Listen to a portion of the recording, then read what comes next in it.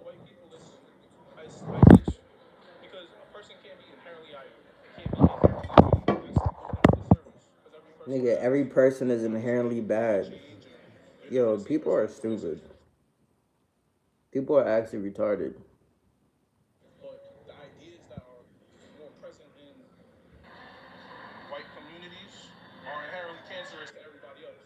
That's not me hating white people. It's me hating the social structure that's promoting these ideas in a community that hasn't properly been dismantled, and we gotta live with the consequences of that. So I don't hate white people. No problem with white people. Okay, so what made you start watching my content? Well, you went off YouTube, and then I couldn't find you anywhere. So you stopped watching? I know, I stopped I watching. post on Twitter every day. Okay, I'm not on Twitter. What did you want to be when you grew up? Well, I wanted to be a dentist, but now I'm studying interior design at Parsons.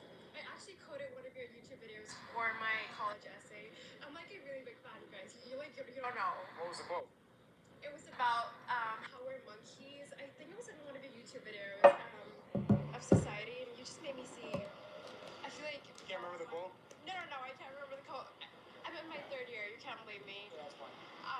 But yeah, I just came here to tell you that you really like this is you're one of the reasons that I moved to the city from India. From where? From India? Yeah. Oh, you came all the way from India? Oh, you know the CEO of YouTube is Indian too, Neil Mahan. Oh yeah. Okay. Well, I love India. Let me email him real quick. Thanks, me go back on YouTube. Hey, thanks, Neil. Can I take a picture with you? Of course you can, yeah. It's a dream come true. You don't understand. It's great to meet you. So nice to meet you. Are you healthy? So you succeeded? You do a camera? Yeah, it's the 1 minute podcast. Oh, are we? Wait. No, it's a podcast. Actually, I thought it was just a scene. Okay, thank you.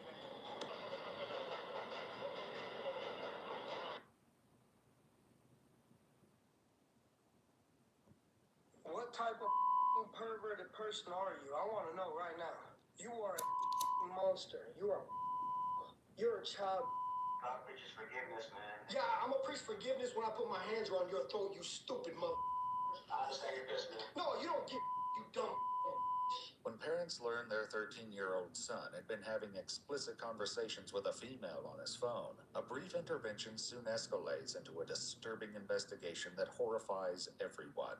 As officers investigate the case, a series of shocking testimonies emerge, exposing this horrifying act that managed to remain hidden for so long. Well, his childhood is already gone, right? Still time. It was after 11 p.m. on March 21st, 2018, when 27-year-old Brittany Zamora called John, the father of a 13-year-old boy who just made a horrifying discovery on his son's phone. John speaks on 2 occasions that are a part of police records. From the instant the call begins, one of the speakers is emotionally volatile. The following footage has mostly never been seen before. Yes. What type of perverted person are you? I want to know right now. You are a monster. You're a child. Do you understand me? No. Why do you say that? Oh, see, I'm a lot smarter than you. I'm so much smarter than you. You do not understand how much smarter than you I am. I got you. I want you to know that now. I got you. Do me a favor. Do not call this number back again. The next time you'll hear from me will be in court. I am coming for you. Okay. Yeah, you have a wonderful evening, okay, you stupid. Can you explain to me? Can we meet, to talk about this? Is there something we can settle out, outside? Oh yeah, that's what we can do. So I can give you a chance to do it to some other kid. Yeah, that's exactly what. Oh yeah. I know, Miss Zamora. Do me a favor. Do not call me back again. Do you understand me? Make sure you tell your husband what's going on. He's right here. Can he talk to you? Oh yeah, put your husband on the phone. I'm more than happy to talk to that dumb mother too. Earlier that afternoon, Maria found some questionable messages on her stepson's phone through a tracking app. When she noticed the name of the person on those messages, she was horrified to discover it was none other than her son's 6th grade teacher, Brittany Zamora. Alarmed, she immediately informed her husband, John. When John confronts Brittany, her husband Daniel rushes to her defense, utterly unaware of the devastating truth that lies beneath the surface. Hey, man. Hey, don't say amen to me. You got a monster. If I was you, you stupid mother, I'd leave her. Man, listen. No, listen to me, you stupid mother. I'll cave your stupid head. Do you want to? I'd love to put my hands on you. You're a stupid mother. You know that? You dumb mother. You dumb mother. Think about, God preaches forgiveness, man. Yeah, I'm gonna preach forgiveness when I put my hands around your throat, you stupid mother. I understand your pissed, man. No, you don't get it, you dumb. Listen to me. I am not going to settle outside of court. There's not enough money you could possibly ask and offer me to settle this. Get that through your head. Your woman is a monster. And you want me to tell you the whole story? She had another 13-year-old in there watching the whole thing. She's a monster. Soon Daniel is going to face a rude shock, one that will impact not only him, but the entire community. Man, look, this whole situation is crazy. I've never heard of anything like this in my entire life, and I'm sure as a parent, you gotta be livid, pissed, downright. I won't stab this mother. You trust the system. Trust Ghislaine Singh, will you be Ghislaine Singh forever again? Yes!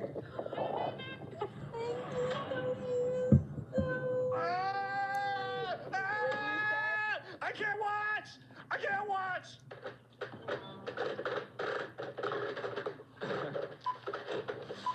I can. Oh. Let me tell y'all, never in a million years did I think that we would ever see Abba and Preach and Myron Gaines agree on anything, but here we are. I want to go to LA.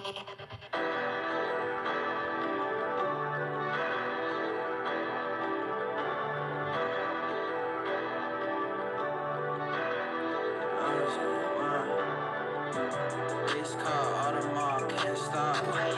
Me and mine shutting down the whole spot. Bubble car turned to a ghost car. Ain't no too far, I don't need a coast guard. I don't know about you, but I don't need a cosign.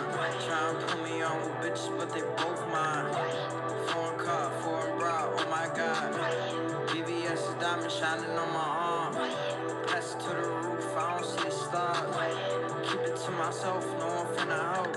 Used to give a niggas belt, drag him down the hell. Got me keeping shit aside, check him down the hell.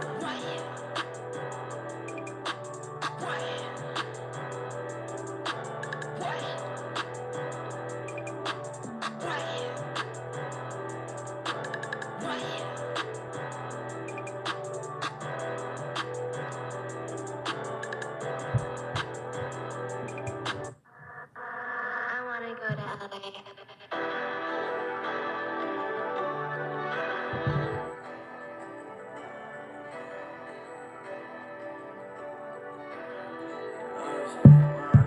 Race car, Audemars, can't stop. Me and mine shutting down the whole spot. Bubble car turned to a ghost car. Ain't no too far, I don't need a coast guard. I don't know about you, but I don't need a cosign. Try and put me on with bitches, but they both mine.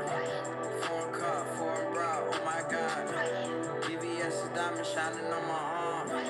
Pass it to the roof, I don't see the stars.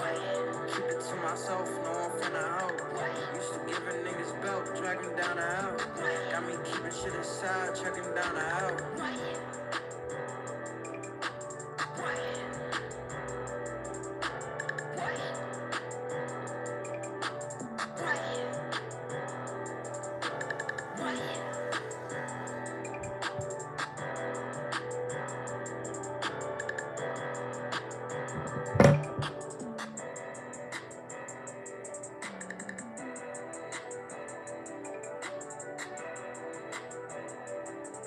It's on there. You don't mean that, chat. I do mean it. It's on there.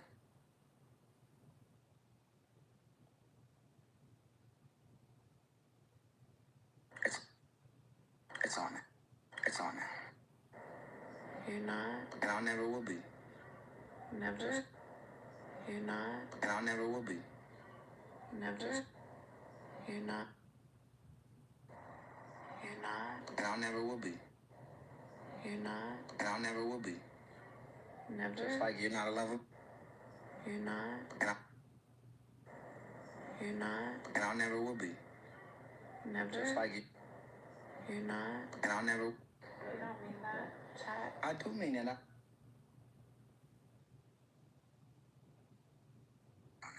You don't mean that, Chad. It's on there.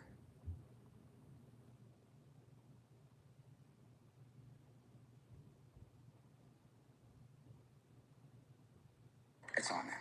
You don't mean that, Chad. I do mean it. You said you don't mean it. I love you, I love you too. but I'm not in love with you, You're not. and I never will be. Never. Just like you're not in love. It's on there. You don't mean that.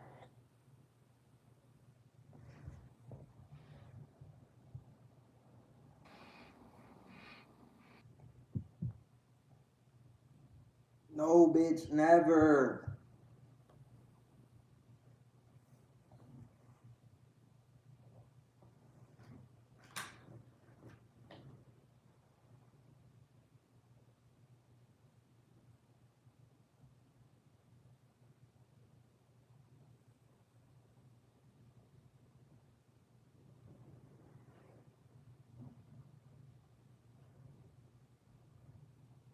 Never. And I never will be. It's on there. What's up? Oh, you already I do did. mean it. Appreciate you. You said you Like, don't mean it. I love you, I love you too. but I'm not in love with you, You're not. and I never will be. Never. Just like you're not. No, bitch, never. Never. And I never will be. It's.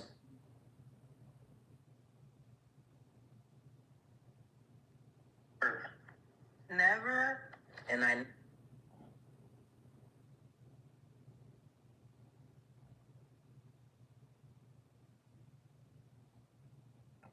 It's like you're not. No, bitch, never. Never. And I never will be. It's on there. You don't mean that.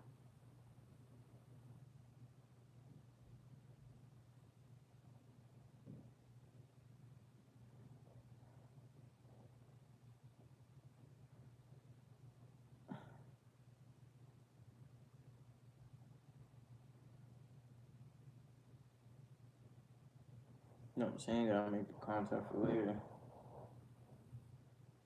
Singh situation is bringing together content creators from all walks of earth. I've seen they just talked about the Singh situation and their videos absolutely blowing up. I wanted to dive back in and dissect some of the things that they're saying within it because I think that it's interesting, right? Because you have men-centric content, and from their perspective, they talk Forever again. Yes! Thank you so it's so bad.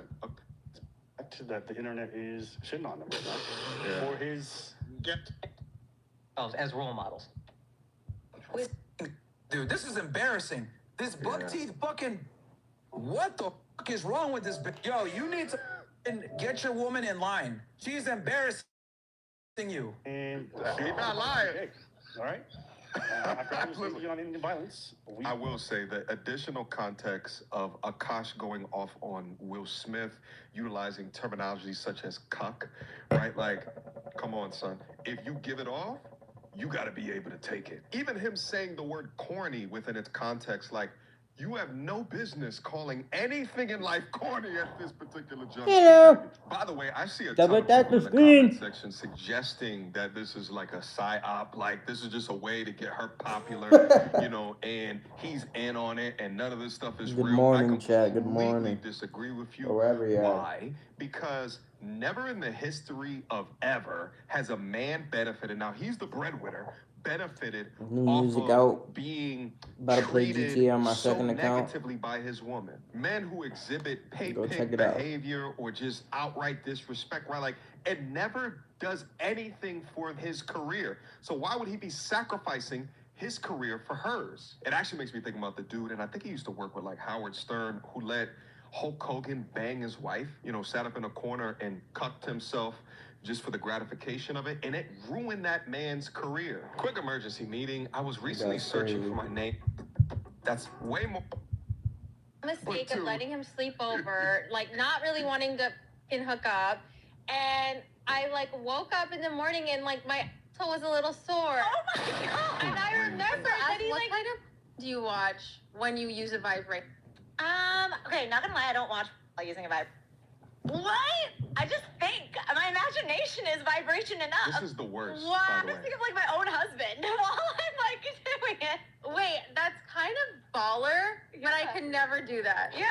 That's kind of baller. It's kind of baller, but I can never do that. That might be the single most harmful reputational destruction thing that she has done throughout this entire thing. There's a lot, the miss kiss, all of that shit, but that line right there, and I thought that the way that she was describing this Nav guy, I thought when we finally all saw him, he was gonna be some 6'6" god of war. Nigga, I thought Nav was Nav. Brandon the boat boy. Your wife is over here so unhappy with what she has married that she's willing to risk it all for the average dude that is currently married to your best friend. That's just... Why makes you laugh? I do stand-up. Yeah. If that's my wife, I'm dying inside. That's your what? If that's my wife, I'm dying inside. Come on. Doing stand-up and you claim all the things that you claim, then you're dying inside, yeah. Because if it was like... You don't even get off to Chris D'Elia's wife saying that, nobody would care. Nobody would care. They'd be like, yeah, okay, yeah, she's open. Nobody cares. When you say that she hasn't done anything, as a virgin, and that's where people are like, oh. No, I already know the type of virgin that she is. She done gotten everything, right? Like, these are the types of women that claim virginity, but she done slurped up 10 dudes before she met you. She pleasures herself once per night with a vibrating dip, right? Is she really still a virgin? No! Having men play inside of your anus to the point of that it hurts is okay, still virgin, right? Like, these are the chicks where they don't count if the tip just gets in. You understand? They'll make every reason as to why they still hold on to the crown, the virgin crown. I don't care if it's Chris D'Elia, I don't care if it's Jesus himself. I'm dying inside. Well, Jesus forgives. Huh? So it doesn't matter. It doesn't matter. Jesus, crazy. We don't. Wow. We don't. First of all, that's a f***ing red flag. I'm not like, no joke. I love you girls. If you want to work, all for that, whatever. But like any man that doesn't want to have a joint bank account or isn't being transparent with his accounts or has separate accounts, that's a f***ing red flag. This is not a two-way street. This is a one-way street. His money is our money and my money is my money. And look, have I only made $600 content creating? Wow, I went up $100 from last week. But that's my money. Okay? I don't know if you watched The Boys, but I love him on The Boys. I never watched that show, but like he's on my hall pass list. Yep. All right, so we're gonna have Akash commenting on how white he men, feels by the way, about his wife's content. So this one, Justine got a lot of heat for because she was saying, my money's my money, truth. Your money's my money. How do you guys think you should split finances? Can I just say that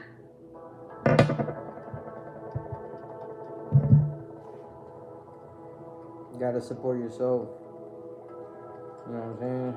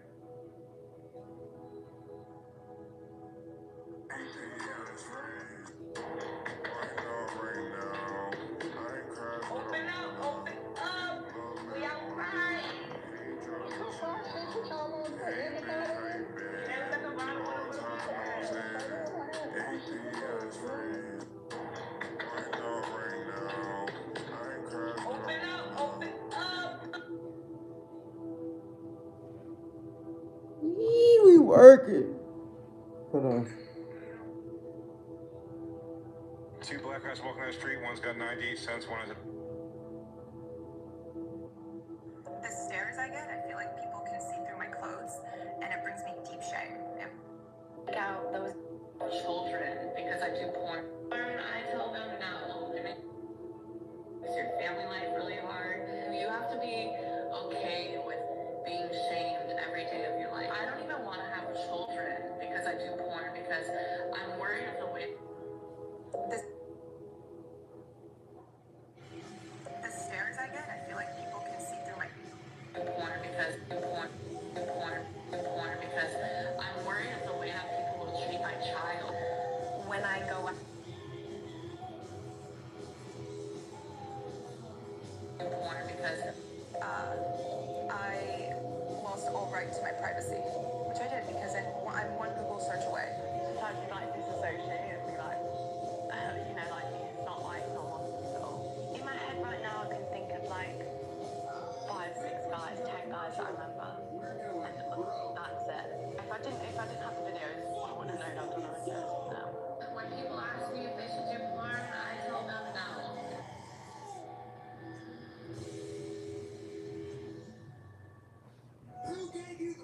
No fucking shit. Spanking creates an atmosphere of fear. Waterboarding creates an atmosphere of terrified respect.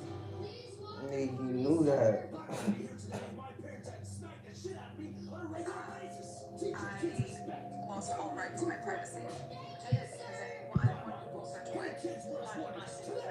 I can tell you right now, it's not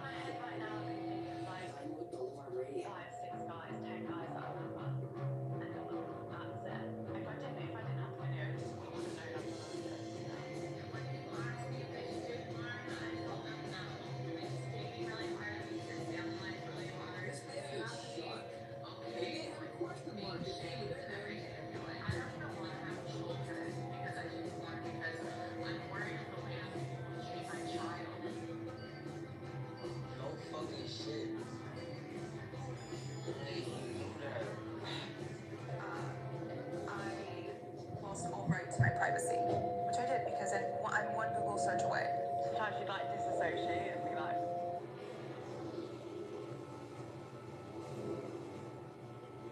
fucking shit.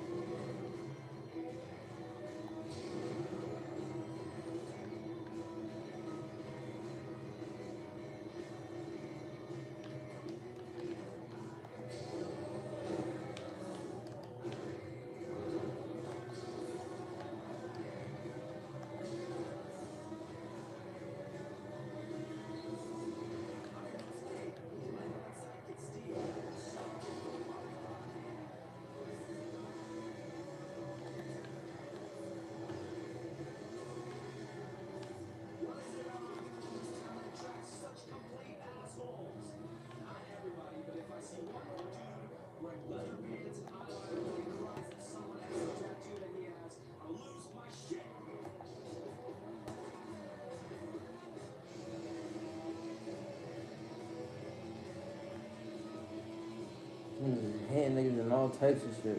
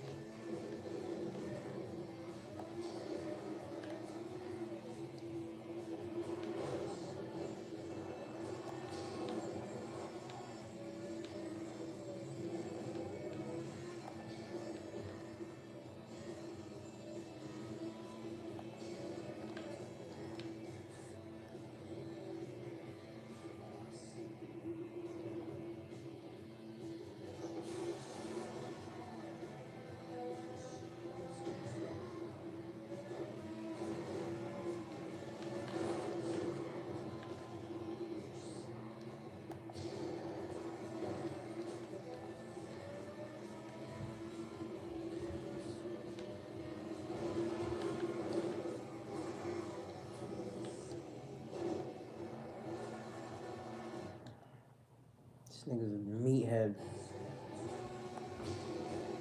Now look at both of us. Fucking dumbass.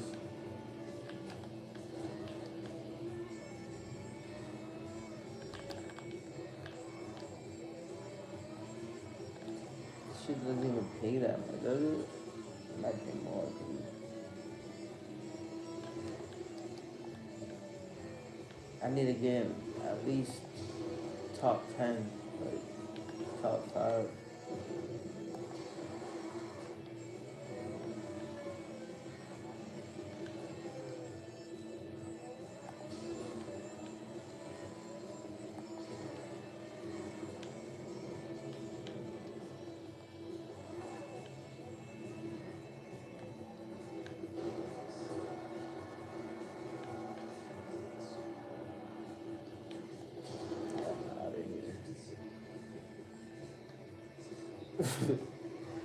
Fuck that shit.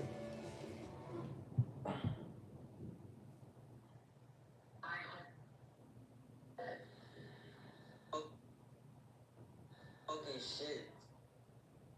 Shit. No fucking.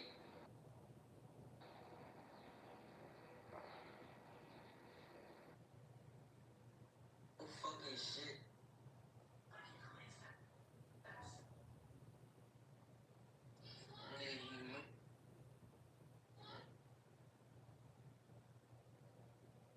You knew that. Hey, you knew that.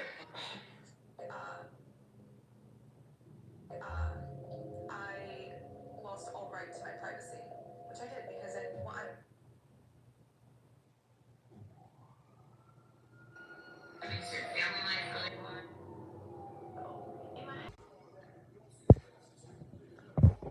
Why are they trying to make me end this?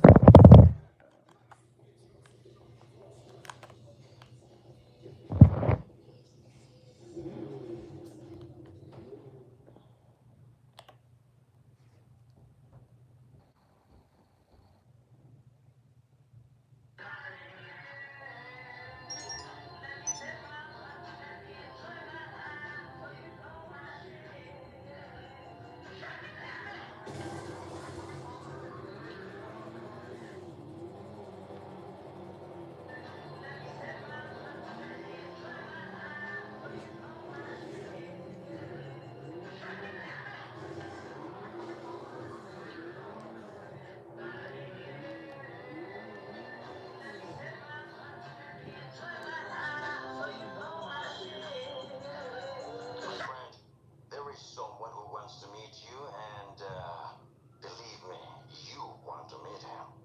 You think I need to do that stuff? Let me tell you, this guy has a finger in every pie in Los Angeles. You were a personal trainer. Meet me at LSIA, and if you embarrass me in front of him, I will kill you. Get your bitch ass up, I bro. had that one viewer, and I had that one viewer, and that viewer made me hit 100. You cracked a disabled person. I just wanted to say thank you for your contribution to our community. And as a reminder, I may have cerebral palsy, but my primary diagnosis has always been freak. I may have brain damage, but my head game is still top tier. You cracked.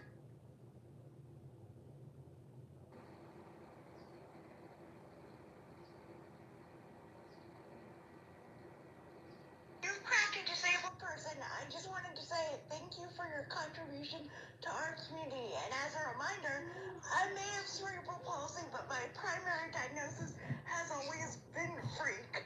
You cracked a disabled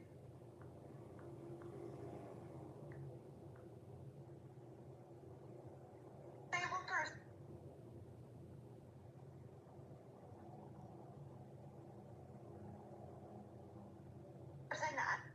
I just want. You cracked a disabled person.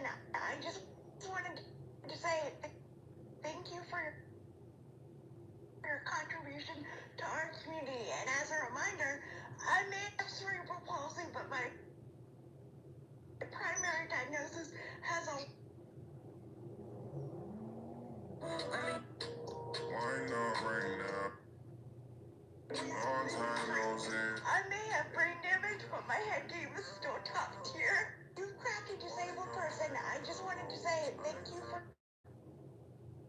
contribution to our community. And as a reminder, I may have cerebral palsy, but my primary diagnosis has always been freak.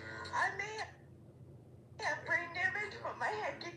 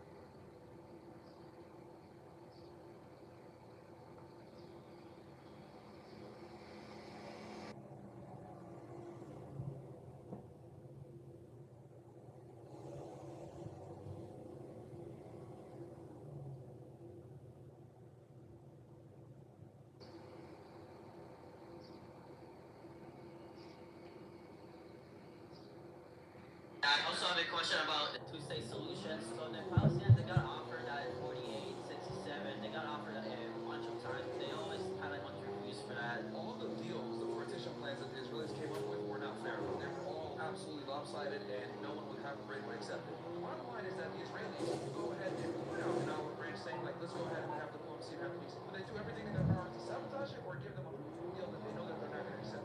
And at the end of the day, it's never about them getting any type of sovereignty. And they've been expanding the West Bank legally since. That's illegal settlers. 100%. That's like not like they're not authorized by Israel to like do that. Like Israel doesn't fund them or anything like But that. they're still expanding. I find it absolutely preposterous that some dude from Oakland can go over to Israel, set up in the West Bank, and kick a Palestinian out and say, oh yeah, this is my land. It was promised me 3 million years ago by God. That's absolutely nuts. So, I just want to start saying, so I'm lived in Israel for a certain period of time. Alright. And one You say she's lived in Israel for a certain period of time. yeah, and one of my close friends is also Arab, and I'm still in touch with him until this day, and he's one of my close friends. So I do want to say that there's a lot of people there that do want to live in peace. Sure. But I also want to start saying, so you obviously criticize the Israeli government a lot. So I kind of like don't understand why you don't criticize Hamas also, because I know there's a lot of peace treaties on the table that Israel has offered Hamas in the past, and they just didn't accept it. So obviously, I thought the most beneficial thing for them would be to accept it to end the war, obviously. Wholesale, let's do it. Well, okay, so when it comes to the peace deals, a lot of the times it's not a good deal. Israel breaks a lot of the ceasefires. And here's the thing, I've criticized Hamas as well. But the thing is though, Hamas gets criticized no matter what, right? But we don't criticize the Israeli government or the IDF for what they're doing. It wasn't until they did what they did in Gaza that we finally, started actually talking about this topic. So that's kind of what it is when it comes to that rights problem. And then let's just be honest here. What Israel's done over the past 2 years has been an atrocity, a genocide, and they've killed more people in the past 2 years than Hamas has ever done. Probably any of these organizations, whether it's Hezbollah, Hamas, etc., they've killed more than they've done probably all combined. When it's all said and done, it's going to be hundreds of thousands. That's one. And then two, the other question you asked was about Israel and Arab relations or the ceasefires, right?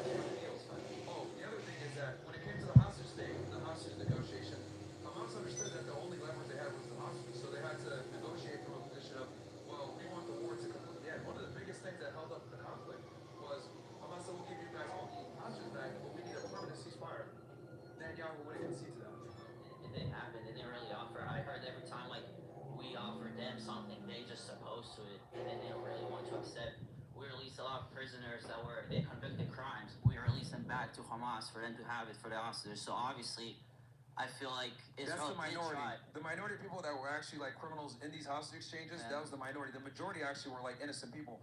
Like another thing too is like it's funny because like Israel will say, "Oh, give us back our hostages." Israel has like 11,000 people imprisoned, and a significant amount of them are in prison without charge, no trial, no due process whatsoever. They're just sitting in jail.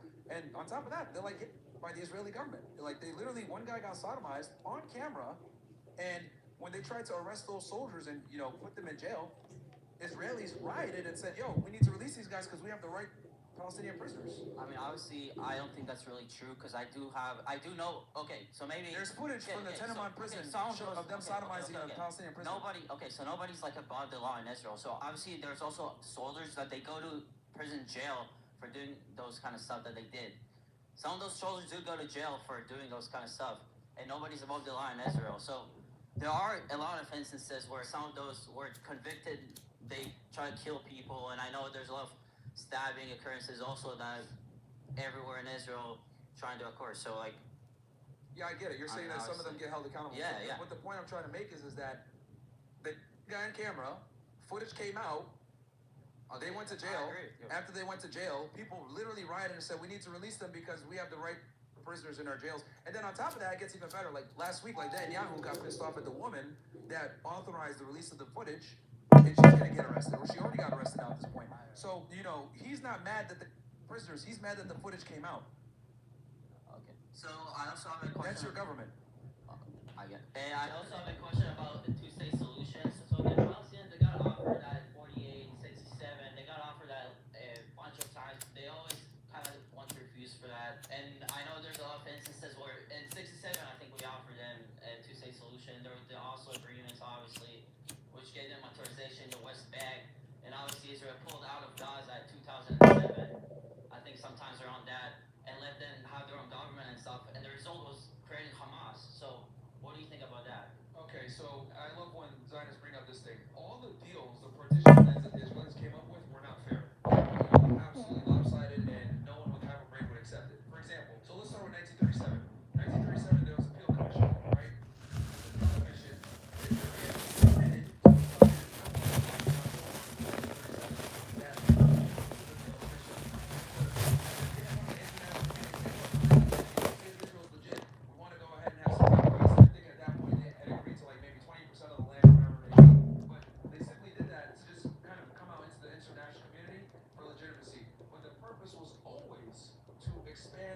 territory and eventually kick the Palestinians out. This is what Ben Gurion said in his memoirs to his son.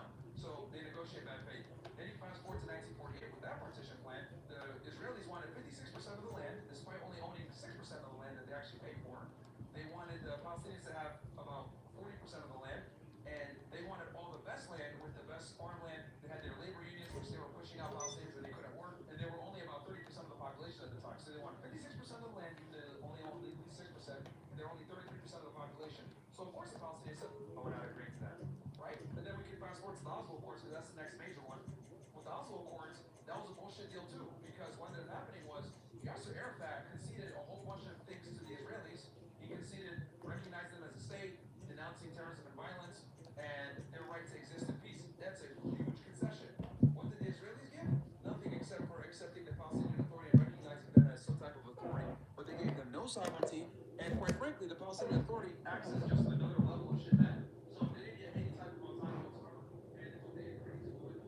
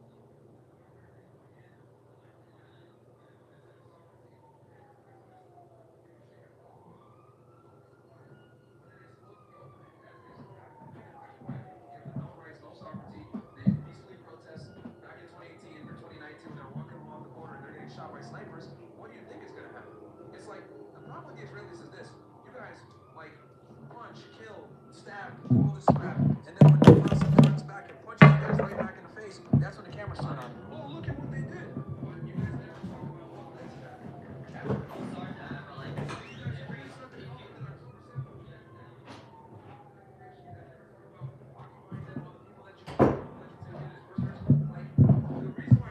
Gets a lot of the bullshit that it hates and they're hated by their neighbors is because you antagonize and attack all of your neighbors and you guys kill Muslims every single day and occupy them. I don't justify that, but like obviously You're doing it right now. You're trying to.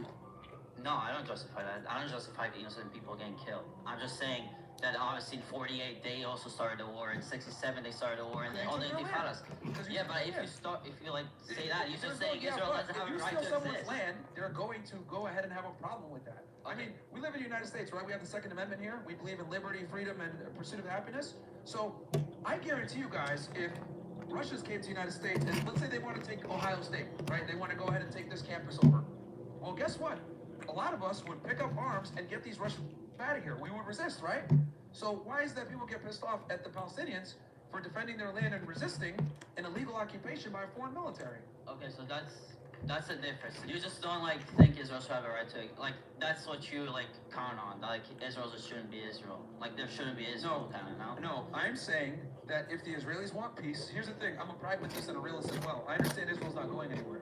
So if we want to go ahead and have some type of peace, they're going to need to give the Palestinians some level of sovereignty, and they're doing everything in their power to not do that, which is why we have the issues. Yeah, I mean, obviously, I agree with that, and hopefully that will happen. But like, obviously, I do think they should be cautious and like obviously like they have like their reason now also to hate Israel more, you know. So that's obviously like a security problem from the Israeli perspective. Like you can't like fund Hamas more and just like expect like there to be peace. Well, again, a lot of the security issues that Israel has comes from Israel doing the things that they do. It's like, you know, they're gonna drop their weapons. People are gonna retaliate. You know what's gonna happen. You know, people are gonna retaliate, and that's just the unfortunate reality, and no one wants to talk about that, but you know, they're going to have to, I mean, I think a one-state solution is probably the only solution now, but we know that they don't want that because they want a state. And for them to have a state, they need 80% majority, if not better. That's why there's only 2 million Palestinians that live in Israel. Or in the West Bank and then... Okay. It was nice talking to you. No worries, man. Thank you for your takes. If we had 10 more matches, I believe we might actually have a good fight. I'm not saying I hate Jews. I'm not saying that we need to get rid of them or whatever. I'm just saying that they have a mental illness and they shouldn't be around children. I'll take it a step further. I don't even think gay men should be around children. I don't think they should be allowed to adopt kids. And if I had my way, I would put gays in their own part of town. Love to hear that. Love to hear that. I don't think children should be exposed to homosexuality at all. What do you think I'm gonna do here? Huh? What do you think I'm gonna do here? What do you mean you do? Yeah, what do you think the gays are gonna do to children exactly? Hi, I was just curious. What do you think is the benefit of using words like whore to describe women? Like, who is that actually benefiting here? Besides yourself for, you know, riling up a bunch of people for your own personal benefit. Well, I would say the word whore is kind of funny. I've seen a couple people laughing, so I think that's what we benefit. And I think tone policing and, you know, being politically correct, that's what's led to a lot of the problems that we have now in society. So I think sometimes people just need to be candid, and if that means being a bit offensive to do it, so that you can be memorable, I think it's worth it. What problems specifically do you think are caused by not being respectful to other people? What problems are created by not being respectful? Yes. Like, if you were using slurs to describe people, I would not call that respectful. What problems are caused by not being respectful here? Well, what problems are caused by being respectful here? Well, here's the thing. The reality is we live in a very, how do I say this? We live in a TikTok world. And what I mean by that is you only have a little bit of time to get people's attention to really get a message across. So sometimes you need to break the silence or break the hula hoop that people are sweating, and sometimes you have to speak in a polarizing manner to get people's attention. So I'd rather, you know, if I say something like, yeah, women need to stop being dumb bitches and whores, but oh my God, this guy's crazy. And then I can go ahead and expand on why feminism is a problem, why guys need to go into relationships with their eyes wide open, why the family courts are set up in a position to destroy you, etc. So being polarizing is very important to getting a message across in, you know, in an era where a lot of people have low attention spans, etc. Okay, so if you're in personal benefit. Actually, it benefits the person that's listening a lot of the times. disagree there. I mean, I have thousands of guys that write me that say, hey, I was gonna kill myself and I decided not to after watching your content. I'll actually tell you a quick little story. One time, a guy said he wanted to end it all because his life was miserable, and he found a nice little tree that had a good view of the sunset, right? And he was gonna, hang himself. And what ended up happening is he was surfing YouTube one day, and he found one of my videos where I talking about not being a simp, taking responsibility. Every guy can increase their sexual market value, etc.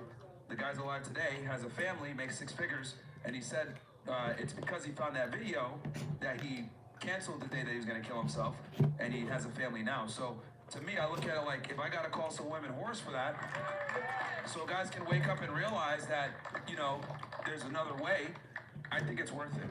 Your sign says transgenderism is a mental illness. Yes.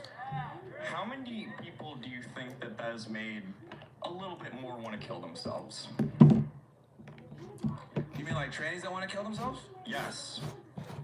Well, here's the thing. They already had a mental illness. Me telling them they have a mental illness doesn't change anything. They've already had these problems. That seems a bit circular, but... Yeah, they have way bigger problems. It's circular to say that somebody... They have way bigger problems than me calling them fucking insane, dude. They got way bigger problems. If you weren't calling them insane and you just let them, be people, and we didn't have to make this an issue, do you think that they would still want to? Well, here's the thing. I'm not saying I hate trannies. I'm not saying that we need to get rid of them or whatever. I'm just saying that they have a mental illness and they shouldn't be around children. That's my biggest thing. Is I don't think hell. I'm taking it a step further. I don't even think gay men should be around children. I don't think they should be allowed to adopt kids.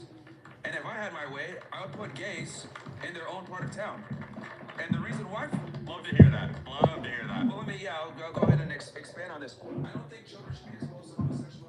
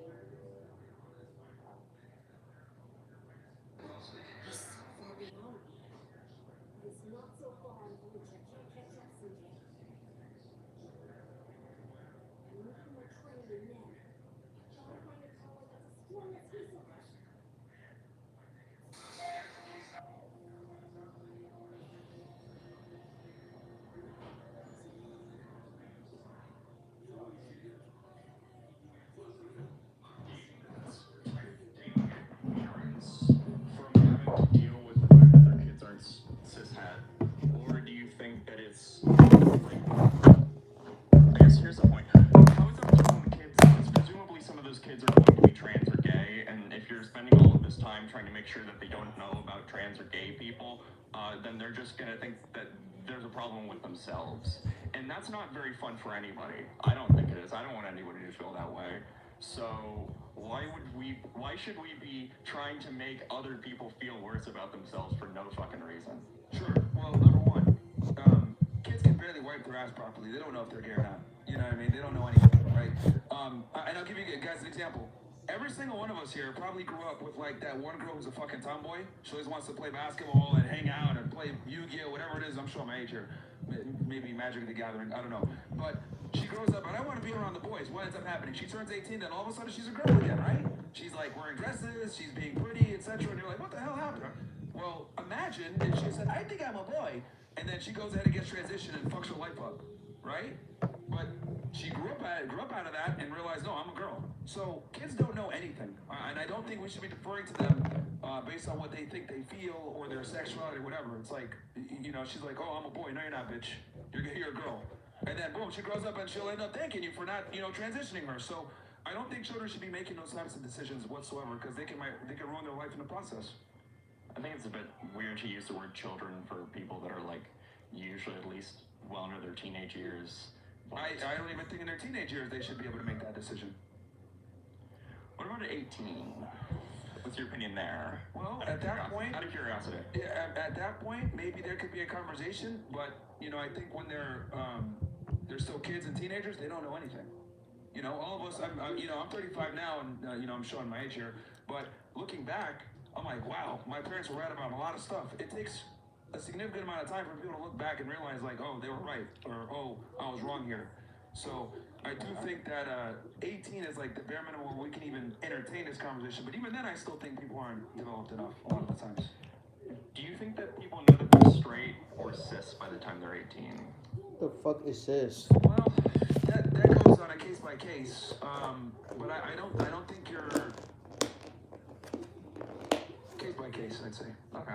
But I'd say the majority of the time they're probably straight. I don't think we're gonna get in here anyway after this. So thank you. No problem. Just wanted to talk for a little bit. Thank you for coming. You all have a good night. Talking. And guys, I know you guys were like, picking on them a little bit, but we do need to have these discussions with the other side. I think it's very important because if you don't have these discussions, you guys aren't able to make your own opinions, right? So. That was a good video. I'm gonna like that for you. Come in and take hostages and do an exchange. Meanwhile, Israel said, we're just gonna level Gaza and bomb the hell out of it.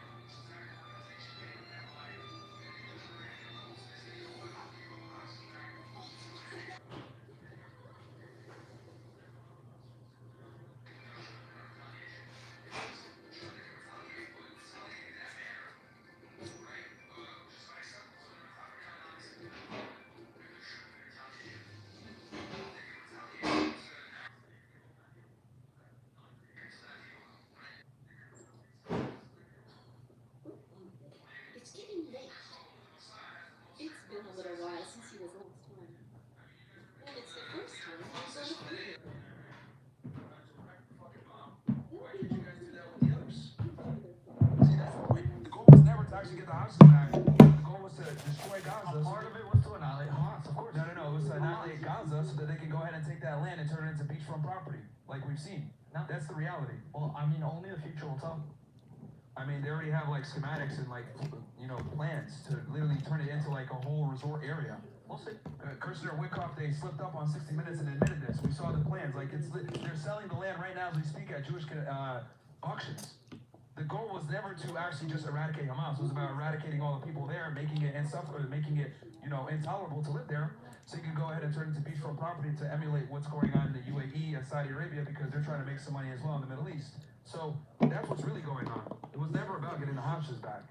And this was actually confirmed by Israeli media. The Israel Times, someone who was a member of the families, like a representative from the families, met with Netanyahu and members of the cabinet several times. And Netanyahu said, look, yeah, this deal came across, but we're not going to do it. We want to go ahead and eradicate Hamas, and he wanted to go ahead and continue the war. Also, he's facing a corruption trial. He doesn't want to go to jail. I won't disagree about the fact that he's not trying to go to jail. Like, I don't. I'm saying I'm not going to. I don't care about disagree with in particular? No, I'm saying I don't care about Bibi Netanyahu. Like, I'm not here to protect him or say anything. That's fine, but he's the reason why we had this conflict and why it's been going on. It would have happened no matter what. I'm sorry? It would have happened no matter what. Well, yeah, I know. Well, here's the thing. Yeah, it probably would have happened no matter what because the Israelis don't actually want peace at all. They want to. I completely disagree. They want to have a Jewish state. No, I completely. They want peace? No, yeah, of course. Okay, then why? Okay, I want peace. Yeah. So here's the thing. Why not have a two-state solution or a one-state solution then? I wish for a two-state solution. I hope it happens. It's never gonna happen. I know because the other side doesn't want it as well. Because Netanyahu and as well as the entire Knesset all pretty much agree that they want the Palestinians out of there. That's just not true. 20% of the Israeli population is Arab. Okay, that's a minority. That's still a big minority. And they still aren't treated equally. They are. They're not. The equal rights. Yeah, but they're not treated equally culturally and socially. Systematic racism, of course, that happens everywhere. Yeah, but because Israelis love to throw that out there, like, oh yeah, we have 2 million Arabs. They're not equally treated the same whatsoever. They are. You just said they are. And on top of that, like, it doesn't matter because there's millions of others that are just literally don't have any rights at all. No sovereignty, no nothing. So look. Again, Israel conducted a genocide. The entire world pretty much agrees with that, to include genocide experts. Could have they went about what they did in Gaza in a better way? Yes. Even by your own numbers, which are heavily deflated, 40,000 innocent people dead is completely unacceptable. Especially when we've identified that roughly 800 Israelis were killed, and we don't even know how many Hamas killed versus the IDF killed, because we know that the Hannibal directive was actually absolutely activated that day. And then on top of that, we know that hundreds of them were killed in a manner that Hamas doesn't have the capability of doing. The Apache helicopters then burned to a crisp in cars. Hamas doesn't have that capability. They can blow a car up. Not to the degree that some of those cars were destroyed. Of course they can. And then there's footage also released showing that they were just shooting at anyone. Because when you look at through the Apache helicopters, it's just thermal vision. So all you see is people running around. They just shot at everybody indiscriminately. So the IDF absolutely killed a significant amount of, if not hundreds, of people on October 7th and then blamed it on Hamas. Hamas has been doing the exact same thing to their population. So even if we're claiming 60,000, I'm sure a good percentage of that is Hamas people. You mean like Hamas killing like their people? Of course. Yeah, they kill collaborators, yeah. No, they kill They kill collaborators. No. Like all the footage we've seen, those are all like other clans that collaborated against Hamas that they're killing. Now again, I'm not here to apologize for them, I don't care, but the reality is if we're gonna go ahead and call Hamas a terrorist organization, so is the IDF. I would argue the IDF is a bigger, better well-funded terrorist organization, and they commit way more atrocities and kill way more innocent people. It's not even close. I completely disagree. Okay, you can disagree with facts, but the facts are the facts, and I gave the numbers, and I think everyone here that's listening probably would say I have a stronger case for this one. It doesn't matter. You know what I mean? Like, you know, you have your defense minister admitting that the Hannibal directive was activated that day. We have the numbers and know who was killed.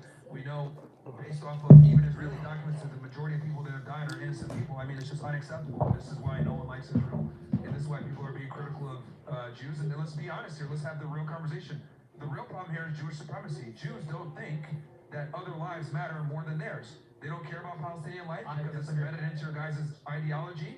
It's embedded into your guys' ideology. You guys literally call yourselves the chosen people, and because you guys have this supremacy ideology, when you guys kill others, you don't care about it, and that's fine. But this is why the whole world is turned on Israel and Jewish people in general. Is it different with the Muslim people? Is it different with the Muslim people? In what way? What they believe in.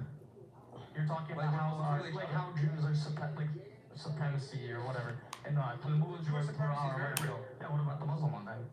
How is it We could do whataboutism all day. Yeah, Like, because I don't get the purpose. What are you getting from saying There's that? problems. It's true to every religion.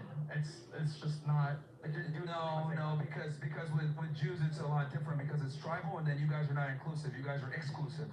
You can't really convert to Judaism. You guys make it very difficult. Yeah, and then it's an ethno religion. It's not just a religion. It's also an ethnicity. So even there's atheist Jews, there's Christian Jews, there's Muslim Jews. You guys think that you're better based off your ethnicity. You guys call yourselves the chosen people. And that is why you guys do the shit that you guys do. This is why you guys kill innocent people. Say, oh well, Hamas, self-defense, we have a right to exist, blah blah blah. But what it really means is we have a right to exist at the expense of others' right to exist. Our right to exist overrides everybody else, and no one wants to call that out.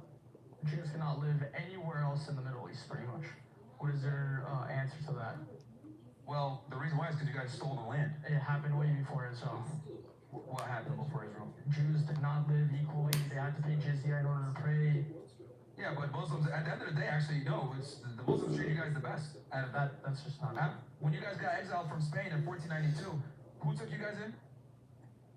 The Ottomans. Yeah. And you guys were in a really bad spot at that point because you already been kicked out of like 109 different countries at that point. Like, dude, if I get kicked out of 109 bars, it's not the bars. It's me. I'm doing a bunch of bullshit. I've heard that, yeah. Like, that's the reality, and no one wants to say this. Like, Jews have been responsible for a bunch of bullshit throughout society, right? Right? Like, you know, whether it's usury, coin clipping, poisoning wells, blood libel. Yeah, you can find anything on any certain religion. You can find that everywhere. Yeah. So again, there's inherent problems with a lot of things, but actually saying nothing. But here's the difference. I could talk shit about Muslims all day. I could talk shit about Christians all day. When I talk shit about Jews, that's when we start getting canceled. That's the point. That's just not true. Really? Yeah, who do you see go there and goes and says, oh, Muslims, blah, blah, blah. It doesn't happen. Shot for what? Oh, speaking of, I guess he could have got shot for a lot of reasons. Well, I think the point is that if I was to say, oh, here, you know, let me give you a perfect example. Randy Fine, you know who that is, right? Okay, he's basically a politician from Florida, representative from Florida, that talks shit about Muslims in Gaza all the time. One of the tweets he made. What is that example? Okay. Well, he's a hardcore Zionist and a Jew. So one of the I'm going to show you the double standard here. One of the tweets he made was, Gaza will run with blood. We have a Muslim problem in America, blah, blah, blah. Now, let's flip it. Let's say Rashida Tlaib or Ilhan Omar, two politicians I don't agree with because they're leftists, but let's imagine they said the streets of Tel Aviv will run with blood. Oh, we have a Jewish problem in America. Do you think they'd still be able to be representatives? Yep. No, they wouldn't be. They wouldn't be. Ilhan Omar said Israel pays everything revolves around Israel financially, and Rashida Tlaib said from the river to the sea will be free. Both of them got heavily admonished for that. Meanwhile, Randy Fine's able to make genocidal calls with zero consequence. So the point I'm trying to make here is that America is absolutely run by Jews, and that's a problem. I do think Jews are overrepresented, and I don't think it's run by Jews. If they're overrepresented, okay. It means they're doing a good job. It doesn't mean anything else. Yeah, what do they do with that good job when they're overrepresented? They use their power and influence, right? This is the concept of world Jewry, which is also real that everyone wants to fucking deny. They use their power and influence to benefit the state of Israel to our dismay. Okay. You disagree with that? I don't necessarily disagree with the fact that Israel is a good thing for America. I disagree. I think it's a very bad thing for America. We don't get any benefit from supporting Israel at all. If anything, you guys create geopolitical nightmares for us. Again, the issue is we have completely two different histories, right? You believe that 9/11 happened because of the Jews. I don't, right? Well, hold on. I never said 9/11 happened because of the Jews. Oh, sorry. What I'm saying is that there were Zionist fingerprints all over 9/11, and they absolutely had foreknowledge and allowed it to happen and facilitated it. Okay. So the Jews are the issue in this case. Well, they were a part of it, yes, but so was Saudi Arabia, and so was the American government. The difference is that Israel's supposed to be our greatest ally, and we give them a lot of aid, so that's unacceptable. But this is irrefutable. Israeli intelligence assets were absolutely in New York City observing the towers get hit and celebrating. You're talking about like 5 people that were there? Oh no, there were more. There were several movie companies. Yeah, how many other groups of people celebrated that day? And countries? I mean, There's a difference between intelligence officers from Israeli intelligence celebrating in New York City as it's happening versus other people in other countries. That's a lot different. And then on top of that, there were other intelligence assets that were Israeli that were all over the United States at the time conducting this and allowing it to happen. It wasn't just 5. Basically, Israeli intelligence operations were using movie companies as fronts to follow the terrorists around and knew everything that was happening and allowed it to happen. That's a complete conspiracy. I'm sorry? That's a complete conspiracy. Okay, so explain to me how, when those 5 dancing Israelis were caught, 2 of them were identified by the FBI's intelligence assets for Israeli intelligence. Explain to me how several other Israelis were caught. Oh, no. I more want to see what Christ now. I love God, for real. That's dope. You believe in God? I believe in duality. Duality? Oh, you gotta go.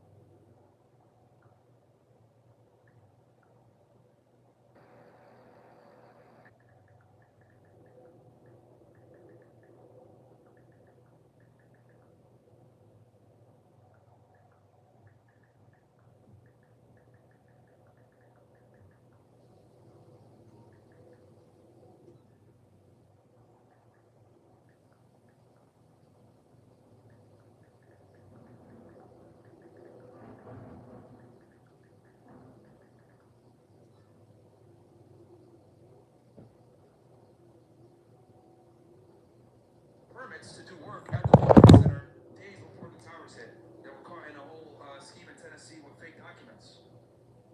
Explain to me how the movie company, Urban Moving Systems, was owned by a guy named Dominic Shooter, and he fled to Israel right after 9/11 happened when the FBI was doing search warrants at the locations. He was also funded by Israel intelligence. Is that all a lie too?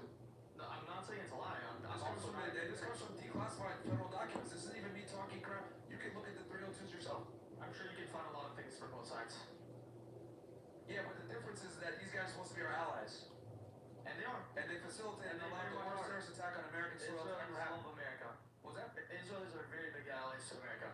I don't. Not a lie. I don't think it's a two-way street. I think it's a one-way street. We give them all the benefits and they fuck us up and fuck us over. Sure. And I honestly think we should stop giving you guys aid altogether and let you guys fend for yourselves in the Middle East. Anyways, in order to end on a good note, what do you think should the future be for the Israeli and the Palestinian people? Well, we need to find a way to bring peace between the two, because if we allow the Israelis to keep having all the power and leverage that they have zero incentive to make a 2-state solution or a 1-state solution. So we need to make it where us giving them aid or supporting them is 100% contingent upon them actually giving the Palestinians some type of right of return or some type of sovereignty, whether it's you create a 2-state solution or you make it a 1-state, give everybody equality. We need to make it where we're not going to support them anymore unless they actually do that. The problem is that the Israelis keep trying to kick the can down the road, bring more Muslim countries in through the Abraham Accords versus actually fighting peace. And that's actually another big reason why October 7th happened. Oh, I know it's one of the reasons.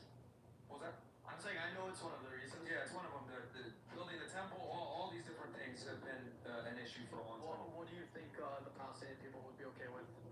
Like, what are they going to accept with your process? I think at this point they'd accept a 2-state or a 1-state, either or. For 2-state, how much, like, percentage of the land do you think? What part of the land? Probably 67 borders. Hey, so the last lock we had on this copy of Dreams Fall was in Davis. Usually the best way to secure your king is to castle. The Israelis are still trying to take more land and expand in the West Bank all the time. And hey, we going back to the hood for this one. Shit, I don't know who in South LS gonna be stupid enough to fuck with somebody who stole something from Drake. But I think I made my case for you guys. It's burnt. He's a Davis neighborhood family OG. We can come in with our different He gonna want something else first, so start big. But he will come through, trust me. Just do not mention Lamar, please.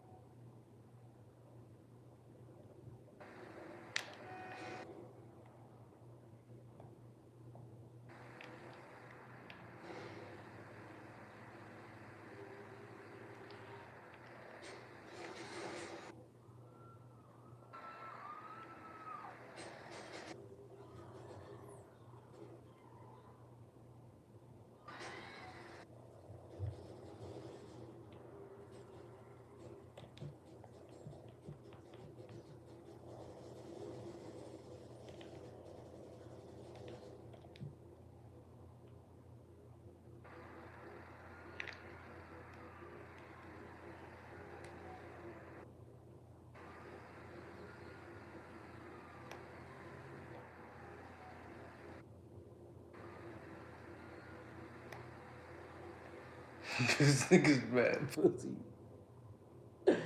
Yo, chat. I just hopped out on this nigga. Now he wanna chase me. Like, let me do my job, then we can fight, bro.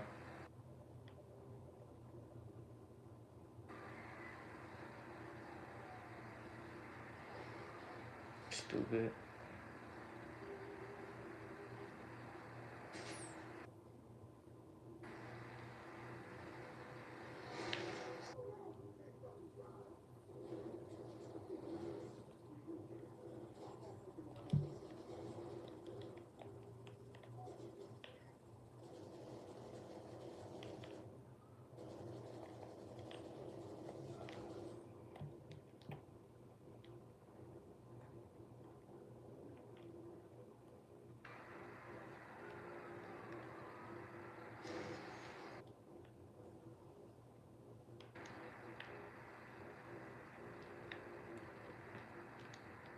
Like, what's wrong with that nigga?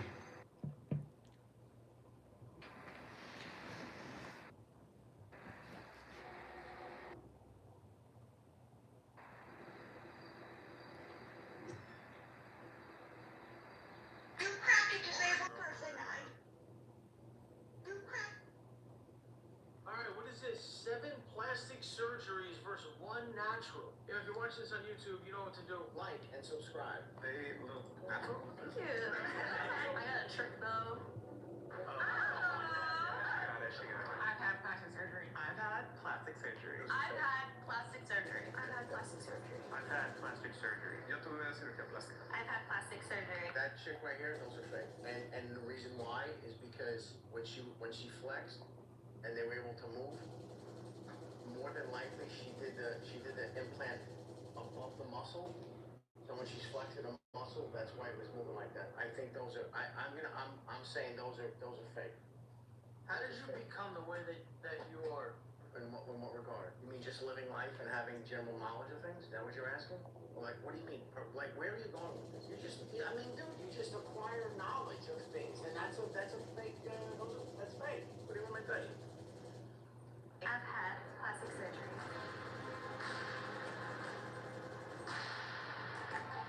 Any questions before we start? Who's the mole? I'm Jessica. I had gastric bypass, but I also had tummy tuck after my gastric bypass. My name is Angel, and I had 2 hairline surgeries. My name is Tween. I have got my nose done. Okay, I'm Pink, and I got a BBL. Wait, did you just say my name is Pink? That's a color. Yeah. And Pink got a Brazilian butt lift. What is that? Is that a guy or the woman? My name is Richard, and I had a vein removal surgery. I'm Susanna. I got a breast dog and also did a little chin lipo. My name is Lily, and I also got a BBL. Yours looks better than mine. My name is Jane, and I got a rhinoplasty / septoplasty, and also keloid removal. What is a BBL? It's when they like take fat from a part of your body and then put it to your butt. Oh, it's specifically the butt. Do you get fun? Yeah, I do. Why is bro acting like he doesn't know what a BBL is? That's sus right away. Maybe he doesn't know. Right away, I'm like, you're the mole. I mean, are we not gonna? I mean, can we not at least have the conversation? Is Pink a man or a woman? I mean, can we not? I mean, I'm confused. I don't know. That doesn't count as a surgery. I don't know what's happening. It's a man. I just brought this country up a little bit. It's been like 3 years, 3 or 4 years. Faja is basically a waist trainer, and you wear it after your surgery. So usually fajas are not worn that much, like after a certain amount of time. The moment my doctor was like, you don't have to wear that anymore, I was like, okay, period. Burned it. I just got my tummy and my thigh, and then I got it all put in my junk. I got it whenever I was still a boy.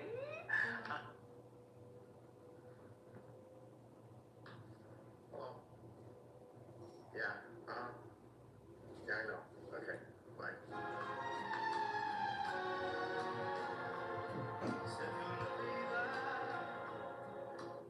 Before I transitioned, 4 years later, I realized it was gender affirming. Okay. So I had a lot of trouble looking at myself in the mirror and seeing what I liked. The trans representation in my life was little to none.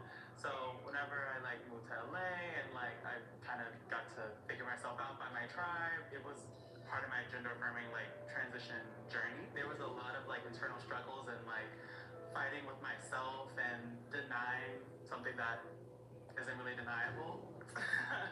And then you said you had hair surgery. Where'd you get that done at? Is that what? I mean, do we know if something was removed or not? Come on, man. What the fuck? No, I know. Didn't I? Dude. Why do you want to know? No, but I mean, didn't he say that? I thought that was something that he had done. That's why he asked about the surgery. All right, let's go. I know Turkey is oh, Tijuana. Okay. I got the first one, so. The guy got a hair transplant in Tijuana. He's the ball. I'm calling right now. He's the ball. Nobody's going to Tijuana. Nobody's going to Tijuana to get their hair done, bro. To get their hairline done. 6 years ago, and then I just got the second one, but now it's growing, and I use makeup to make it kind of thicker. So it's a whole conversation. But when I moved to the U.S., it's to New York, and people are very open-minded, and I learned a lot, and I changed a lot for the better. I just did the plastic surgery without caring what my family said. It's just whatever makes you happy. Your hair swells up, right? It does like a beluga whale, and kind of funny looking for a bit. Oh, like the movie Spice. Oh, I love that. Yeah, I look like that character.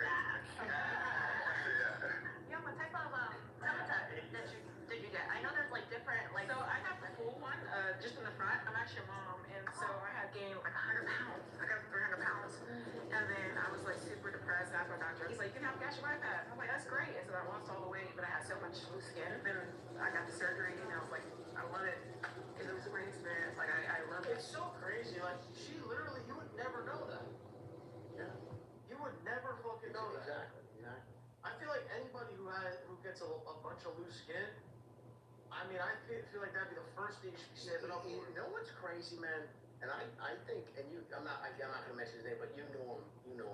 I had a friend of mine, God rest his soul, he passed away, but he was about 450 pounds. Okay. No, maybe he was over 400 pounds. She could be lying, though. Yeah, she could be. This guy was over 400 pounds. Yeah. He lost around 200 pounds. You know what's crazy about him, though? He was such a big guy. He was a very big guy.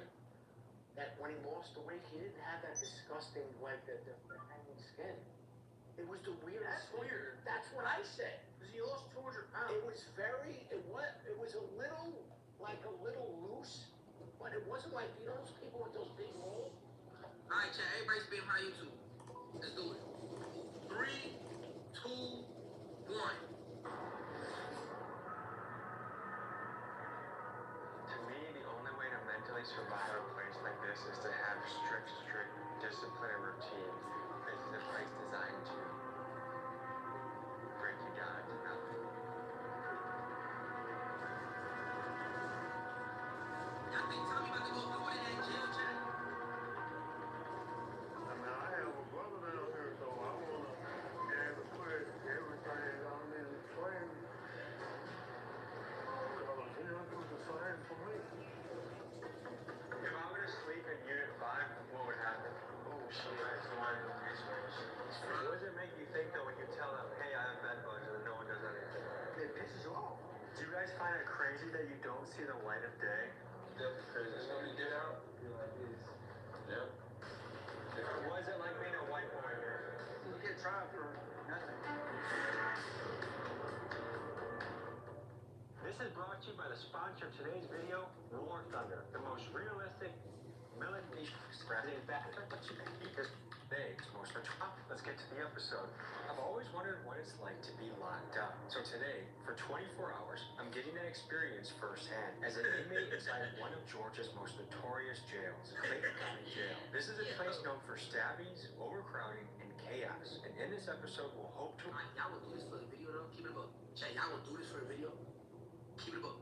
Explore questions questions like, what is justice? How bad should jail really be? Does the system actually help anyone change? And is it the job of the system to change someone in the first place? All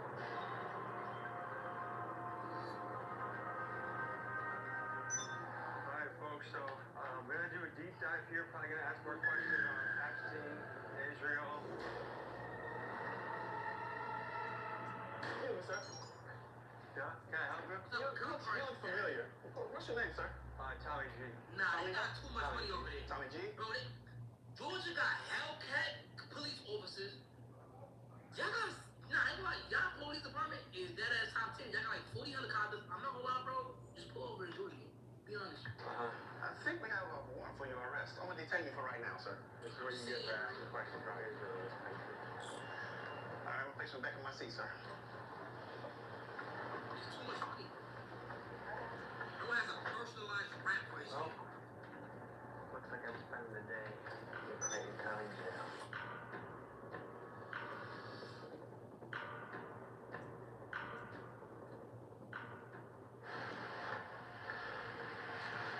Sir, step on out. You're gonna go straight to that grade door over there. Big guy, like he was a very like big guy. That when he lost the weight, he didn't have that disgusting like the hanging skin. It was the weirdest thing. That's what I say. Because he lost 200 pounds. It was a little loose, but it wasn't like those people with those big rolls. For some reason, the way he lost the weight, his body it was incredible. It was incredible. He lost like 200 pounds. It was the most insane thing I've ever seen. I did it. You look amazing. Thank you. Where? She it almost looks like it didn't happen. To her? Yeah. Like, I'm supposed to believe that she was 300 plus pounds. Who said that? She just said that. She said 300 plus Yeah, pounds. she said she was 300 pounds. I have no regrets with the surgery, and I encourage any mom to pursue it if they like it and they want to fix things about their bodies. I love your vibe, but something is bad. I don't know. You look very natural. Yeah. Like you. Bro. What? Out of everyone, I feel like they're Zayy. Wait. You look, with a straight face. He looked at her and they said, you look natural? What is going on, man? Very natural. Y'all think it's real? Honestly, if y'all kick me out for a jab, okay, I'm ready to go. Yeah, I was gonna ask, what was your, you said septum? Yeah, so I actually have a deviated septum, and so I got a rhinoplasty/septoplasty, so it's pretty much like a functional rhinoplasty, which most people don't consider it plastic surgery, but since I got like a little tweak done. It's a nose job. Lady, you got a nose job. People want to talk about, Just don't call all these things. I understand it. I understand the deviated septum. I get it, because I get it. Believe me. But like, okay, you're trying to. You got a nose job, honey. His wasn't surgery. I'm like, what is this? That's a real thing. No, I know. Almost 6 weeks, so we couldn't sit. I've seen those videos. You couldn't sit for 6 weeks? No, I have like a BBL pillow, so it was like a pillow that had like holes for my legs, and it went under right here. God. So I have it. I was like listening to everyone like, yeah. But for me, it was like about 6 months. That's when it kind of like stopped swelling, and then 7 days after, that's when they took off the cast. Did they like do the surgery and then didn't make any incision? It was close. That's close surgery. So, because women are tired. The feminine is tired. And What's going on, friends? It's Anton Daniels, and I gotta have a conversation with you guys. You think it's crazy? Bernie came back with a lead. He say the ones that got this copy of Dre's phone. Anytime, here, let me I say gotta say, this seemed like a dumbass move even for them. But it's all the anytime copyright thing. Hey, so go meet with Bernie and see what he got. And all the time, 100% of the time. There were small hats. Well, no, not necessarily that even wear small hats. Because you got to remember, a lot of these people are. All right, we about to deep dive into question, first conversation. I think that there's a lot of people. I'm trying to be careful with my words because I don't want to offend nobody.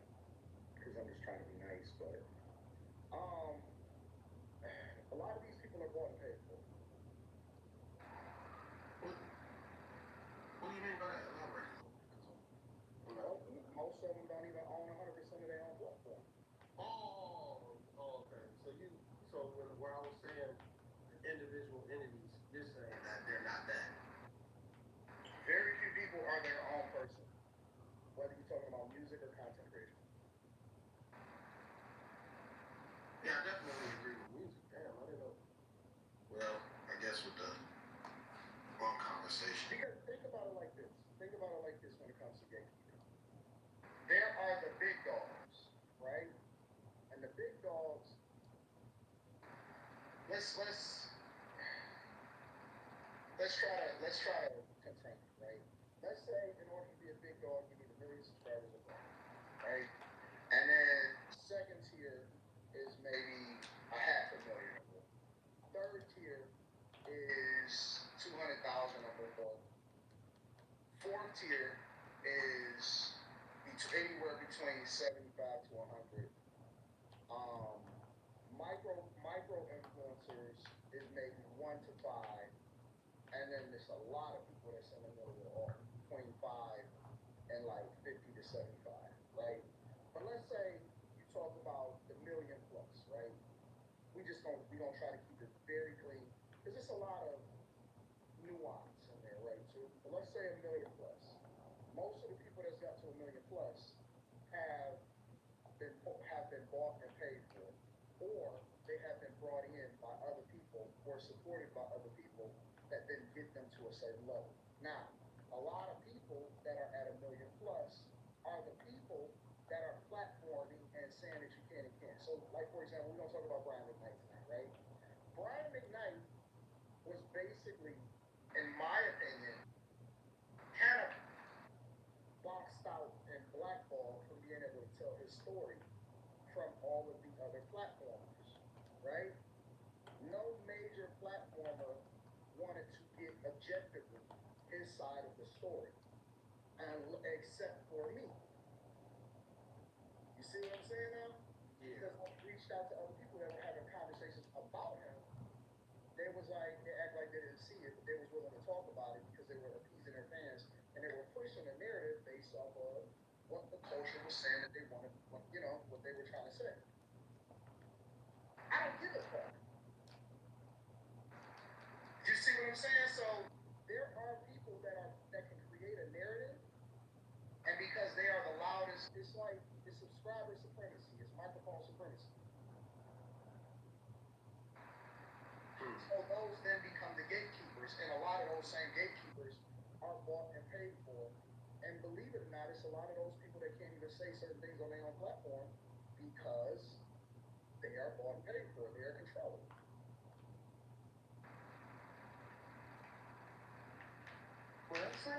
So how is it any different than the music industry? Well, if you're saying it like that, it's not different. But I thought everybody was, their own entity. So that answers your question, Kim. It does, and since it's considered part of the entertainment industry, maybe it's time for you to make some compromises. Who you talking about? You. I just started using drugs that quick? Why would I be compromising anything? I don't know why. Somebody said Brian McKnight ain't getting that many views. Bro, between the interview yesterday, and it was a 2-hour interview, and one clip, and I'm not even including other platforms that I didn't drop stuff on, he's already did over 100,000 in less than 24 hours. So if that's what you call no views, I don't know what you call it. So I just left alone. I hate that nigga. Already did over 100,000 in less than 24 hours. Idiot. And most people don't watch long form content, so they're gonna watch more short shit than the long shit. But think about it though, 2-hour interview, and my watch time is crazy because people stay tuned in for the whole time. Girl, I ain't even dropped the clips yet. I ain't really dropped the shorts or none of that. People are so stupid.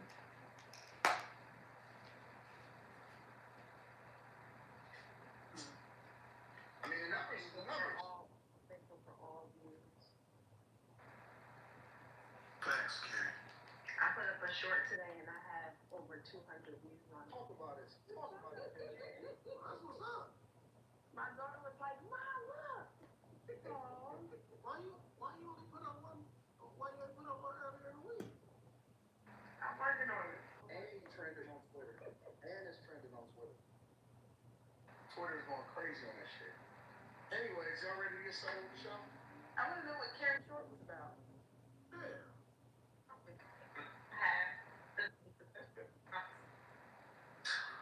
Fly Boys Trucking. What up, sir? Told you, Slimmy, about that Wale album. Told you. Yeah, he was right. T.S. Car Wash Detail Service. Slimmy, what's your top 5 South rappers of all time?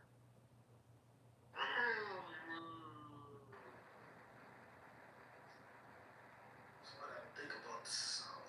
Alright, he's gonna think about it. You think about it. Construct Icon. Great interview with Brian McKnight, Anton.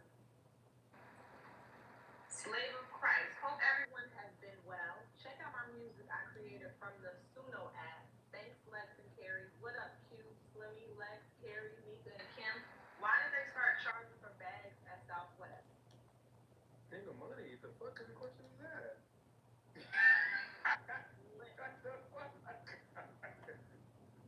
Leno, Wale dropped a no-skip adult-grown album. Facts. T.S. Car Wash Detail Service. AB, Mark Lamont said he want come on your show. No, he did. Did he say that? I think he did. I think he did. Crazy.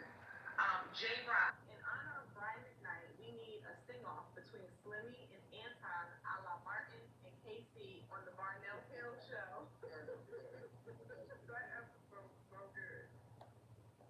Chris Bailey. I did a sleep study and I found out I have moderate sleep apnea. Chris, did you have to wear a mask? Tanea Davis. The interview was amazing. I watched the entire thing. You did great, AB. You both stayed in frame, even when you didn't agree, and that made it genuine. I respect his story, love how he loves his wife and all his children. Jesus Christ is King. Last one. From within, salute to the panel. Hey, Anton, I know I come on here joking, but that man, Brian McKnight, dealt with the devil with that smooth R&B smile. LOL. We're gonna definitely get to it. Oh, he said it on his show? Let me see something. Let me see if I can find this real quick. Mark. On his show? Let me see. Live stream. Mark Lamont Hill. Live. I don't see it. On what show?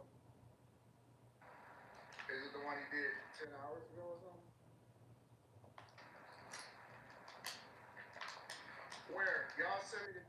I tell y'all what, y'all email me the clip and then I'll check it out. I'll see what's popping. Alright, y'all email me the clip because I don't believe it. Email me the clip and I'll check it out. Y'all ready to get started with the show? Sure. Alright, I'm gonna hit y'all with an icebreaker. Something that I think that most of y'all probably should be, if not, you will be familiar with already. So, in Chicago, this is what's happening. The community is outraged after an attack on a mother and her 2 young children. You can see in this video here where it happened in the South Deer neighborhood. And we are blurring video because the people involved are all minors. Our Sade Gray is live outside of the school where this happened. Sade, we're learning this is not the first time that this specific group of kids attacks someone. Exactly, Marie. The large group of parents were outside of the school calling for accountability.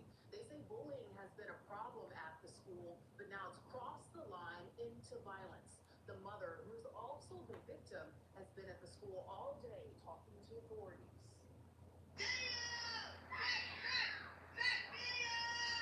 Disturbing video, all caught on camera.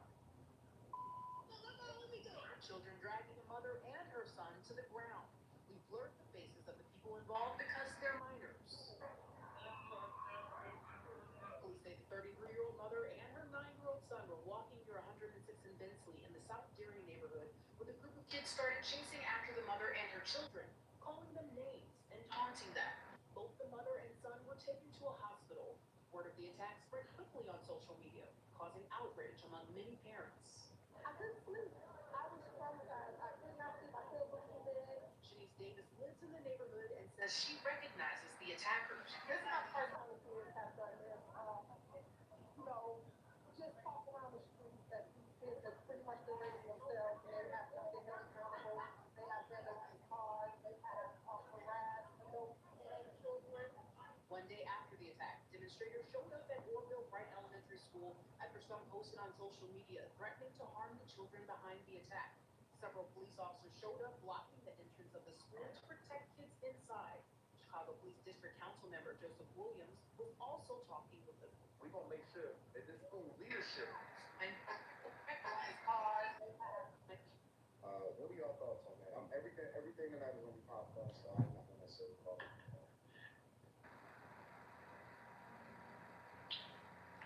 Wow.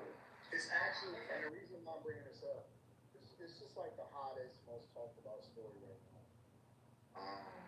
So that's the reason why I'm using this as an icebreaker. If that mama would have had a gun in her purse and started letting them off into all the kids, I feel like she would have been in her right mind herself. And the response from these bad. She would have caught hell. I know. I know. And the response from these badass kids, parents would have been even more comical than me. Right, the parents that aren't raising them, because that one lady said they were raising themselves. So then all of a sudden the parents come out of the woodwork. And even that, she said this little group of kids did it before. Right. Yeah, so they're not like, it's not big. Well, which also means if they did it before at the school, that means they were let back at the school. Like, I think that all of them need to be kicked out, and they need to be kicked out of the school. That doesn't necessarily keep them off the campus, though. Yeah, but they're talking about them like they're still students at the school. If they're not students at the schools, then we have a whole nother issue with security of how are these kids coming up to the school on a regular basis, jumping people, like, that's a whole nother issue. Who's outside? I don't know. And in my mind, on one hand, I'm like, is she doing the right thing by not hitting these kids, protecting her son, and just kind of taking it? On the other hand, I'm like, should she be swinging and knocking these kids? Like, that was a crazy situation. Because to Anton's point, I mean, it's not a gun, but is there a line between her defending her son versus her now being in trouble for hurting the kid? You know what I'm saying? That had me hot. You have to say that you're in fear for your life and getting hurt. I feel like you just gotta knock them out and ask questions later. Like, you don't have time to be like, am I gonna get in trouble for defending my kid or defending myself? I don't know if these little bullies have weapons, and there's so many of them that now their fists are weapons. I'm doing what I had to do. Come get your kid, discipline your kid. I mean, I hear you. I just don't. Unfortunately, I don't know. At the end of the day, does she put herself in a situation where now she's pulled away from her own child? Like, I would like to think, to your point, Kim, that she could just defend herself because she clearly is being attacked.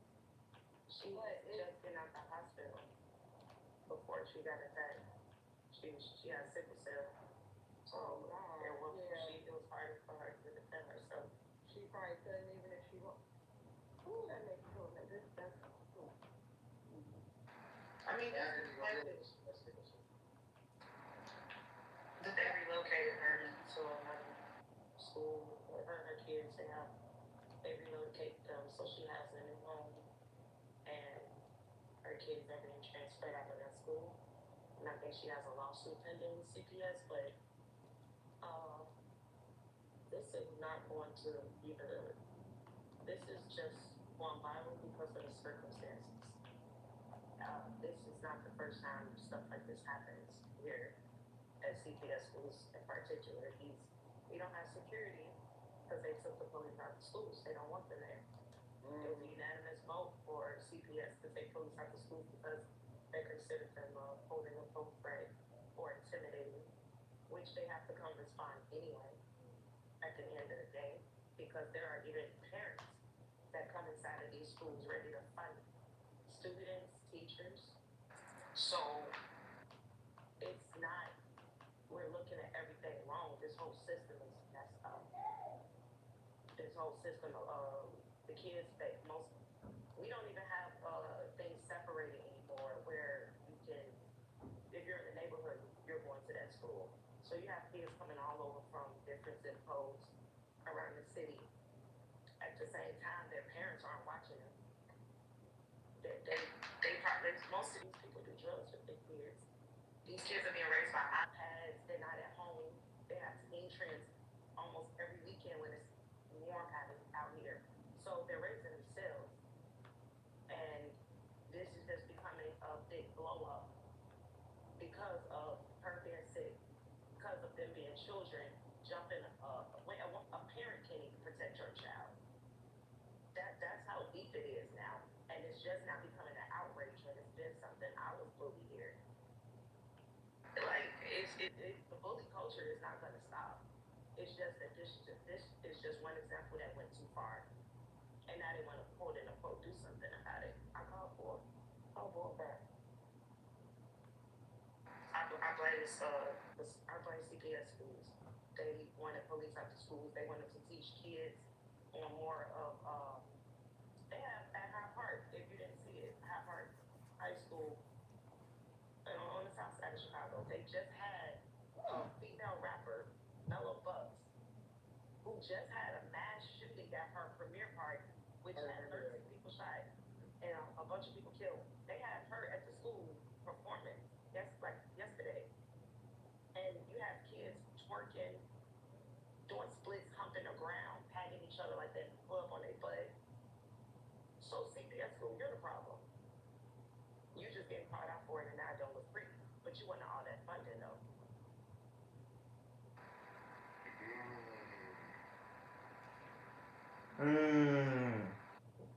Thank you, Will. I mean, that's a real joke right there, right? Because, we talk about defunding the police, moving them from schools, all of this other stuff, all of this bullshit. Now what? You know what I'm saying? Now it becomes a part of the culture, and now everybody want to act outraged and hold the schools accountable. I think it's a combination. I think it's a combination of schools, parents, the culture. Because it's like even the lady was saying that this is not the first time that those kids have been caught up putting their hands on people and doing stuff outside of the school, right? And then there was a mother of one of them, like an apology video. You know what I'm saying? Like, and everything. Wasn't nobody trying to hear that shit. It was like, man, nah. So,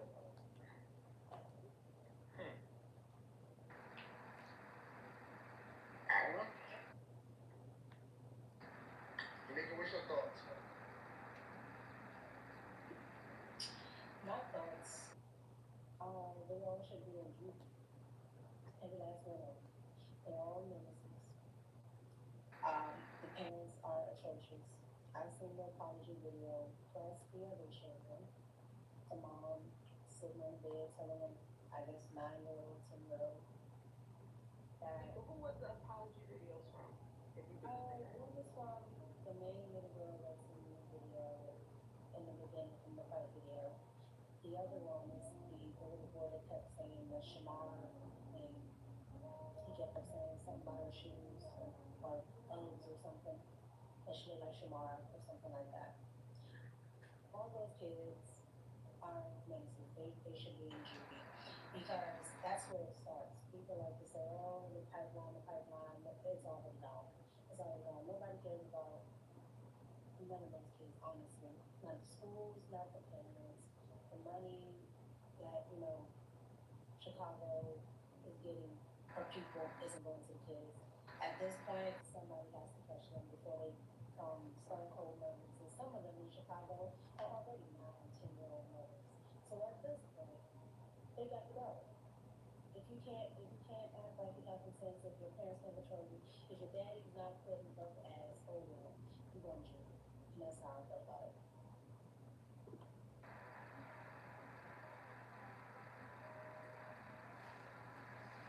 Sorry.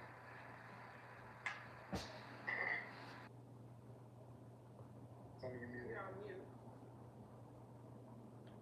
Anytime I talk about like sports teams and stuff, I always mention how it starts from the top and then it comes down. So when you got so many issues within the governing bodies of Chicago. Hey, Mike, tell them what's going on, alright? Right, so when you get there, find the surveillance room.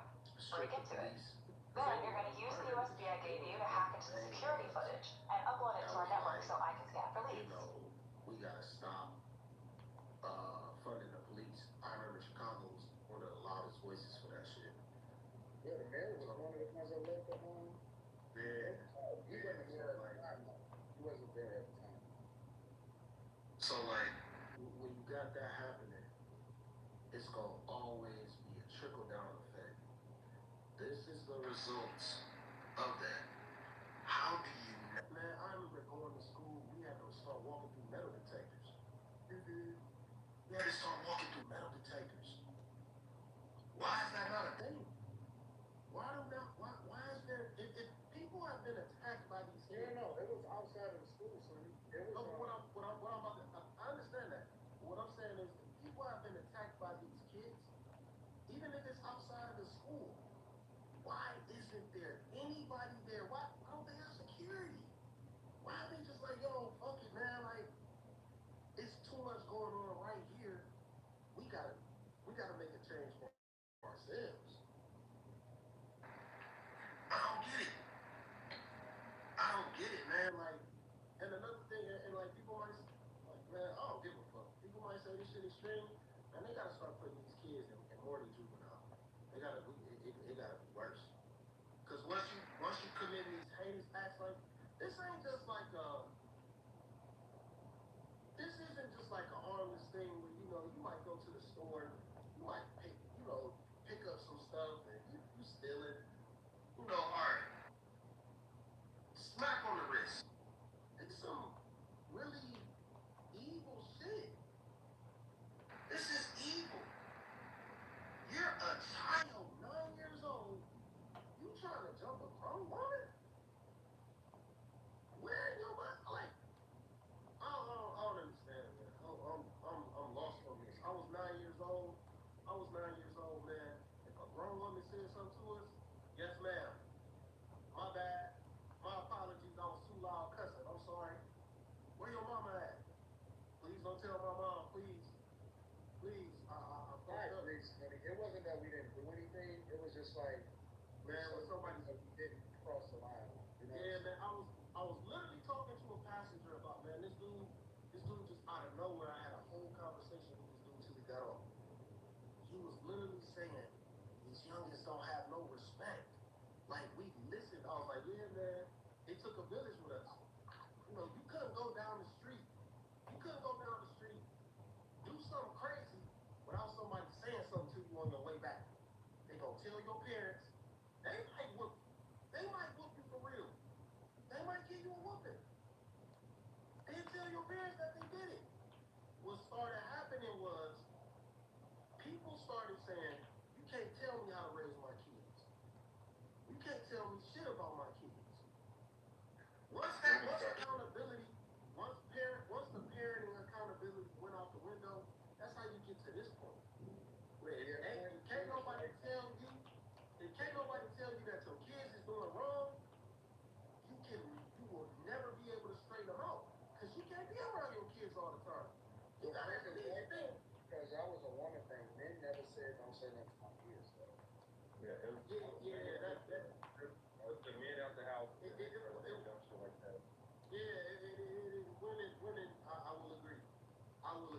That is more of a woman thing. But lately, I've been hearing dudes say it too. Like, no, you ain't gonna tell me about my, like, what? I don't really give a fuck which side it is. Honestly, I'm gonna keep it honest with you. Nobody's kids. Comes from the fact that they're daddy at home. But all I'm saying is, ain't nobody kids no angels. Your kids gonna do something wrong. Listen to what somebody is saying sometimes. Listen to what somebody is saying sometimes, so you can take the proper steps to chastising them and making sure they don't keep doing the same shit. Ain't no way no kids, no 9, 10-year-olds should be jumping on nobody multiple times. What the fuck are we talking about? If they don't like, believe it or not, like there's a possibility that these kids don't know no better. I can't rock with you on that one, bro. I can't rock with you on that one. I can't rock with you on that one. They just young. They young. And the culture of Chicago is fucked up. Just like it's fucked up here in Cleveland. People think it's okay to jump on folks just because they in harsh conditions or whatever the fuck going on. Like, it don't excuse what the fuck you do because of your age. You can't jump on folks. I got it. We're only a few hours behind. The data left in the limousine.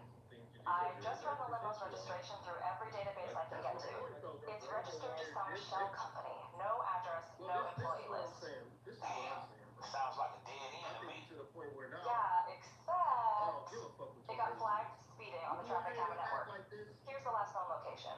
Alright, I got it. Shit, let's go. We're gonna put you in some heinous conditions behind bars. That's just what I'm for. There's enough like studies of brain and psychological shit like when doctors would say otherwise, and that some of this is you can explain it away. Doctors can explain it away. I don't give a fuck what no doctors can explain. I'm gonna be honest with you. I don't care what they explain. No disrespect to you. I'm saying we beyond that. We talking about kids jumping on people like multiple times. There's too many cases of this shit, man. We can't listen to what doctors is talking about. Fuck them doctors. Them doctors ain't gonna keep them kids from jumping on nobody. Them doctors, all they saying is studies. Where are the results from the studies? You can't medicate kids on this. You can't medicate kids from doing this. You have to take action. You have to chastise them. You have to have harsh punishments. So what a doctor saying don't even fucking matter. I'm not trying to dispute your point. I'm just saying in this scenario, as far as what I'm talking about, that shit don't even matter. We way beyond studies. But we're not though. Like it's like a parent thing. Like this all stems from your parents. Like your parents need to be in trouble, not you. If you are in the street and, maybe that woman, I understand she has sickle cell, so maybe she couldn't. But I can tell you right now, they better be glad it was Chicago. Because if it was down here, then we would have get shot. And that's fact. I'm jumping on somebody else's children, you're jumping on somebody, and she looks like she's like my height. So I'm probably as tall as those kids. Every last one of them get it. Absolutely not. They were kicking that woman in the head, all of that. So if your children are outside doing that, yeah, they may be children and may not know this, that, and the third, or whatever Say wants to say. But guess what? They're human. They're not immune for consequences. They're human with underdeveloped brains as well. Okay, then they'll be underdeveloped. Those are there, that are somewhere else. Man, I'm gonna keep it 100. That's what happens when I'm gonna keep it 100 with you. You don't mind. Studies show children's minds, they take more information than adults. That's just a fact. They're very cognizant of what they're doing at younger ages than most people think they are. They are very much cognizant of what they're doing. That's all that kids are innocent. To a degree, it's true, but to a degree, it's false. Some kids, they become more deviant than others at younger ages, period. And those are the kids that you have to really come down harder on. Period. Like this shit. If they get more information, so what if they're taking in more wrong information than money? It doesn't matter. I don't think it's not right or wrong. Like it doesn't matter. There's a reason that they just be like send them to juvenile and not adult prison. Like there's a reason there's a different circumstances for your age and what the consequences of life. Well, the problem with that is a reason for it because you don't necessarily want too many, I guess you could say, African wild dogs with lions. If you understand the analogy, they're still wild, they're still dangerous. They're not the same. Grown men. They are you're gonna get ate up. If you're 9 and 10 years old, But their discipline is still different. Even if they're house people, you can be like, hey, nigga, you go from juvenile, you kill someone, you go from juvenile to adult prison once you turn this age. They ain't putting kids in jail for, they're not putting kids in jail for life for killing people. So my point is the reason that's why they had the juvenile system. I get that part. No, that's why they had the juvenile system, but I think we're starting to get beyond that point where we need to start making some changes, and it needs to be some harsher penalties. It gotta be. Because you can't keep seeing things like this on the news. Well, are they even putting them into My dad, for the better part of his career, was that's the problem here. Student resource officers in the school. Sorry, you got Say that again, man. My bad. My dad for 30+ years was a student resource officer in the schools. Like, if you have to, you have to give kids more grace than adults. Okay, you just want to follow it. So I think that's Looks like it's down a passenger since it got flagged, so we have to assume the data's not on board. Just keep your distance and see where it goes. Is it juvenile detention though? Hey, look, if they see you and get spooked, do what you gotta do to get some intel on that driver. Take his ass out, get his ID, and bring it back to you. Can be rehabilitated and we can work through whatever the issues are. I would say that would be the grace in a situation like this. Which is why I said Clinton may not be wrong, but those doctors can talk to women too. Because that does not absolve you of the consequence of what you did. Because what if they would have kicked that woman in the head and caused her to have, permanent brain damage or anything? But They did something like that already. Because they're kids, absolutely not. In a situation like this, there needs to be serious disruption. So going back home where you might be seeing, for all we know, their moms fight like that. Whoever is taking care of them is ready to scrap like that. You know what I'm saying? So you going home, even if you're counseling, are you really going to be able to get, rehabilitated? Can change really happen? So I think you would need a disruption. Like, you got to be removed from the household. You got to go here. Last summer, there was a man that was security. He was 65 years old. He was working at the AMC Theater at the downtown on Roosevelt Icon Theater.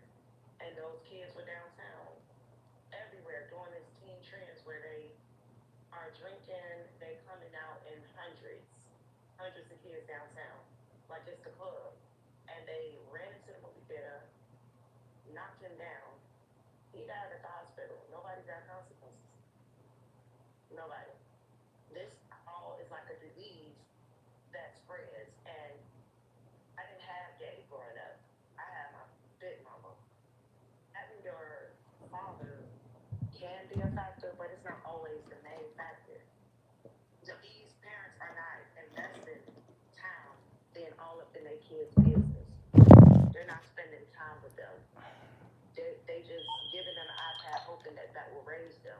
And I said it's a disease because you're going to start clutching on your purse, looking twice, or thinking the most horrible things about a child here, seeing them walk down the street in pairs. That's why that man, he was white, earlier in the year, this summer, he shot and killed a kid and shot the other one because he thought they were going to jump him. He was the pool guy. It was so much outrage. They wanted him locked up. And I'm not saying he's right, but what if we are fearing these kids. These kids are carjacking at the age of 10 over here. Y'all have to spend time with y'all kids. Start getting in their business, look through their backpacks. I bet you they're not doing none of that. And this is a problem because y'all expect, They need to be in jail. Oh, they need to get kicked out of school. Home started first. Y'all keep on making excuses for these kids. They minds, they know what they're doing. They're smoking, they're drinking, they're taking drugs at all these early ages. They having sex. They know how, they know it. If you know well enough to be strategic to how to break into cars and kill people, you know right from wrong.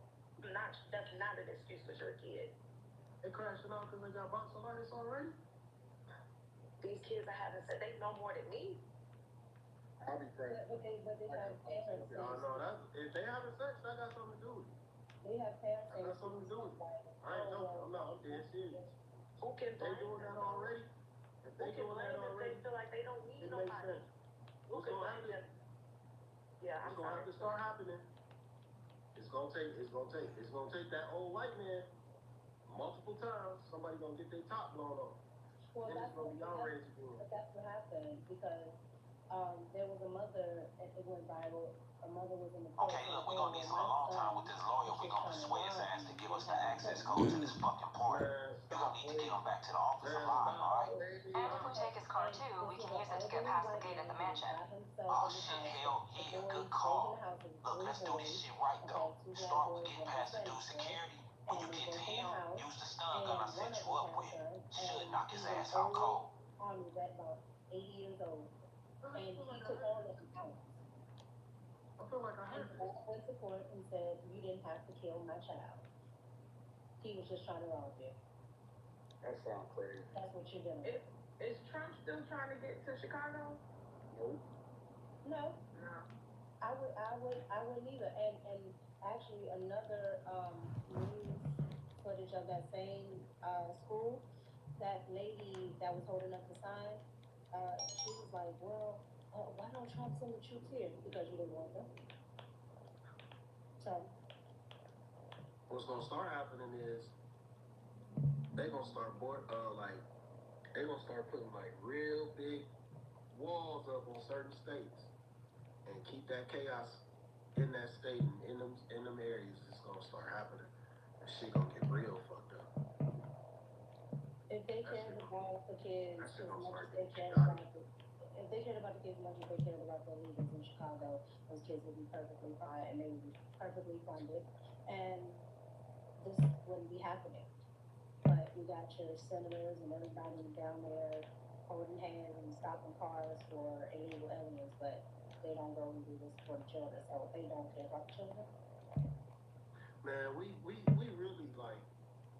really like a few phases out of complete chaos. Honestly, you gotta really think about this shit. We are a few phases away from complete chaos. If 9-year-olds is able to jump on grown women, what? I couldn't imagine this back in the 90s. I'm not trying to be no holier than thou or greater than thou, none of that shit. I just could not imagine that.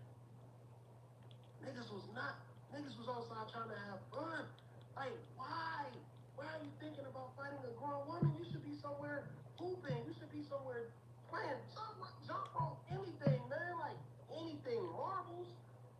Man, I don't understand. Why aren't you having fun? Why are you fighting grown women? I'm so lost. I was 9 years old, man. Man, we'd be outside. Man, we had so many games we played at the court. Like, we couldn't get to the court. You would just take a basketball, bounce that mug on it. It's called curveball. You bounce that bitch on the curve. Your whole objective is to keep hitting the curve as many times as you could. Like, we came up with all type of shit. People would play any bounce. It was so many games you could play. Down the man. Like, you ain't have to have no big ass park to do none of this shit. It could be 4, 5 of y'all just having fun, man. You gotta jump on folks, and this shit is weird. This shit is weird. Yeah, Deion Sardines curveballs. It's crazy. Man, this shit just seems crazy to me, man. Man. Oh, shit, man.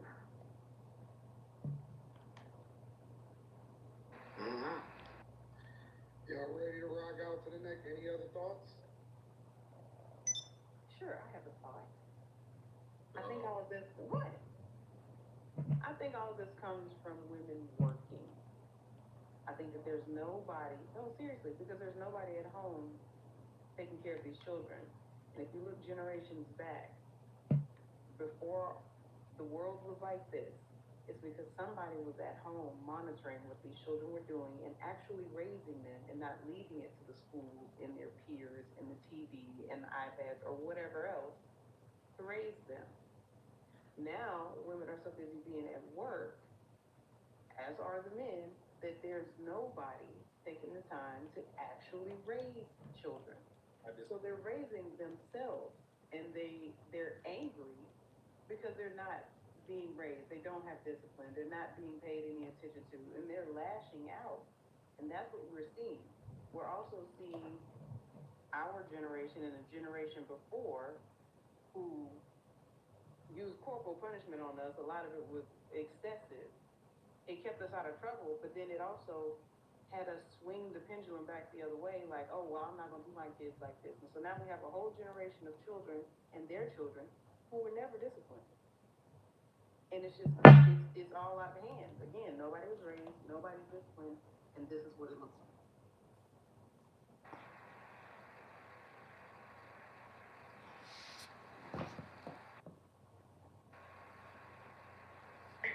What's going on, friends? It's Anton Daniels, and I gotta have a conversation with you guys about T. Henry because you see how the sun is hitting me. This is no. Was excessive. It kept us out of trouble, but then it also had us swing the pendulum back the other way, like, oh, well, I'm not going to do my kids like this. And so now we have a whole generation of children and their children who were never disciplined. And it's just, it's all out of hand. Again, nobody was raised, nobody's disciplined, and this is what it looks like.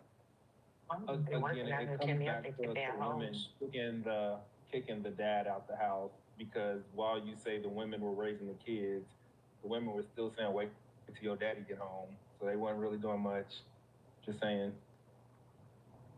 I think but the kids knew that their mama was gonna see it. Who was there to say? Wait, nobody. They knew mama wasn't shit. They were scared of daddy. No, but the point is, I can do whatever I want to if mama's not here, because nobody's even gonna tell daddy. But they're not supposed to be scared of their mother. I don't give a damn. The mother is not the enforcer. Right of what my daddy was gonna do to me if I did some dumb shit is what kept because the mother is not the enforcer. The mother is the culture. Okay. And if your mom is not there to tell your daddy, how's your daddy gonna know? The mother says the culture, the daddy is the structure. I think these women are not working. I think that they're out here being hoes. All these women, it's like 5 of those kids belonging to one mother. One. And we went to high school together. You out here on welfare, got all the resources that you can have, and you still out here not raising your kids. You out here being a hoe. Just call it for what it is. That's absolute facts. I said that on my live stream. I said, mom is for the streets. Especially that it was a second mom. She was just like, oh, you know they looking for you. I'm just like, man, the boy's looking at you like, I don't care. Y'all out here making TikToks with y'all kids. Y'all out here, you know what I'm saying, putting your foundation on, going to the promontory, trying to find a way to scam, steal, crack cards. Y'all are hoes. Yeah. Y'all shouldn't have had children. You probably pass them on to y'all mother, and y'all mother don't want to be bothered with them because she lived her life. So she want to go sit down. Y'all hoes. Okay, look, I dealt with enough of these kids trying to blow on your assholes gonna have a whole lot of fucking security. And we need him alive if we're gonna get the access codes. And some Say that again? party. Might as well get his car too. Hold on, With any luck, we can just drive him to the mansion of it. Yeah, I like that. When you find them, break out the spell. She heard it. Well, I didn't. I want to know what you say. Get this motherfucker back to the office. The moment passed. It was a joke. The moment passed. All right. See, Timothy know what I'm talking about. Timothy heard me. Who is it? Oh, Lord Jesus. In the chat.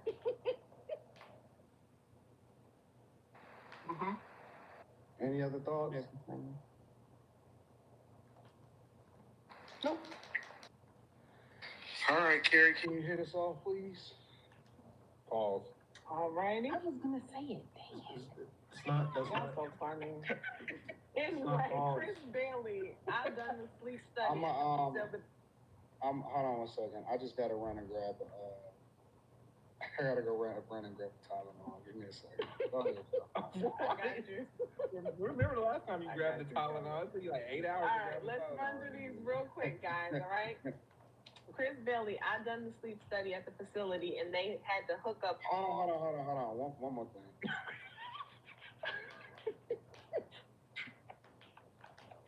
Mika, I love you. Ah, hell no. You came back to say that? And hold on, let me point out that Mika has said what? Nothing. Okay, Oh, carry she on. didn't say shit back. Make fun of her, fucking Slimmy. Yeah, get on that nigga, Slimmy. Yeah. Now Don't do that. Now we don't have nothing to say. Now we don't have nothing to say. Okay. I mean, Wait a minute. How y'all dragged me into this? Y'all are Lady Club and Rock Park, you say you love me, that you gonna go ahead, talk. let's talk about Y'all are messy instigators. I mean, Slimmy, you kind of need to say something real quick. You gotta can say something, Slimmy. Just say something real quick. Mika, why didn't you say nothing? All right. You the one that ain't big deal about it. This has nothing to do with me. He All right, didn't we're say gonna it go back, back to nigga. the super chat. You didn't say Chris that shit back, Bailey, nigga. Well, she did smile. That See, was smile doesn't have to do with anything. At least I used words. Oh, right, no, Kim, you Chris didn't say Bailey. anything. All right, we're gonna knock through these real quick. I done a sleep study at the facility, and they had to hook up all Wait, wires. why is this an issue? Why is this an issue? Oh, because you drug Quentin through the mud. She ain't say nothing back. Furthermore, you called me on a live stream and was like, I ain't gonna do like Quentin and put myself out there and then not have nobody say nothing back. But look at here. Nah, it's Look here. we got a different type of relationship, so it's a little different. 90% of communication is nonverbal. And she ain't say nothing. Now this is a little different because I just wanted to I wanted to cheer her up. I just wanted to see her smile. That's it. She was looking a little glum. I haven't talked to her today, so I don't know what's going on with her. I just want to see her smile. It ain't. Listen, it's a different type of this. This ain't the love that you and Quentin got. This is it's different. Literally exactly the same thing happened. I want to see the chat set him up too. Now and later. I'll wait. Agape not a heroes. I don't mind that. I don't mind. That's not a problem. I don't know what that means. I don't mind. It's okay. Now you don't mind. Okay. I'll lay down my ego for it. I'm cool with that. Carry on, Carrie, my bad. Go ahead, Carrie, do your thing. All righty. Chris Bailey again. I done a sleep study at the facility. And they had to hook up all the wires from head to toe, and I could only sleep on one side of the bed. Please tell me I don't have to do that. That's gonna be like. Hold on, read this one too. Anton, tell them you and Mika don't have an 18-year relationship. So what we're saying is their love may not be as established as Quentin and I, where we No, what we're saying that way, where we can it communicate in that way with no 20 words. You It said hasn't been 20 years and no agape. we can communicate with no words. Can y'all? Because if not, I heard nothing.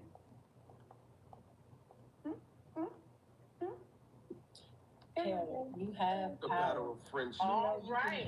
You know you can mute. All right. We don't have to mute you though. You know why? Because you ain't say nothing. Go ahead, Carrie. Get the strap. All right, y'all. Mike, I don't know how to mute all y'all. I'm muting y'all. We can just take ourselves off here. You can't mute forever. Leadership since when? People are so. Wait. You think? Hold on. Wait. Y'all think y'all tighter than we are?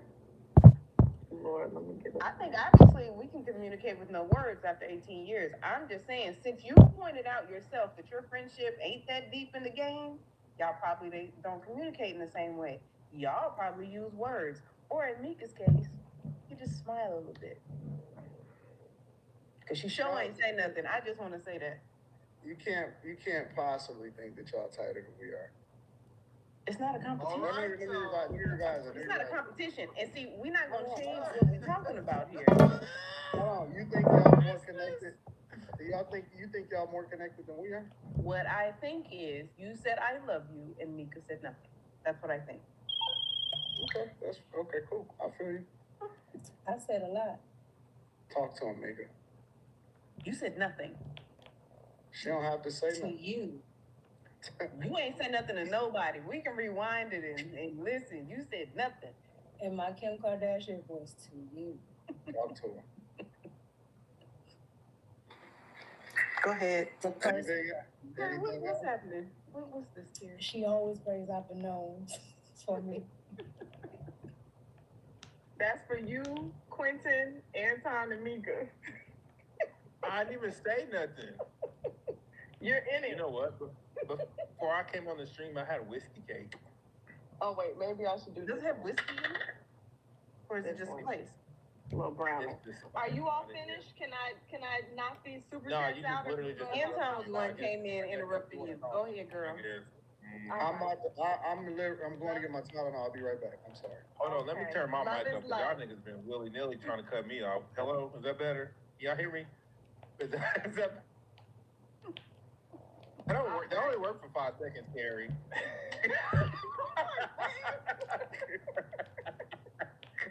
Mike_BK, leadership since when? People are so out of control in Chicago. Chaos will continue until accountability takes effect, which is never.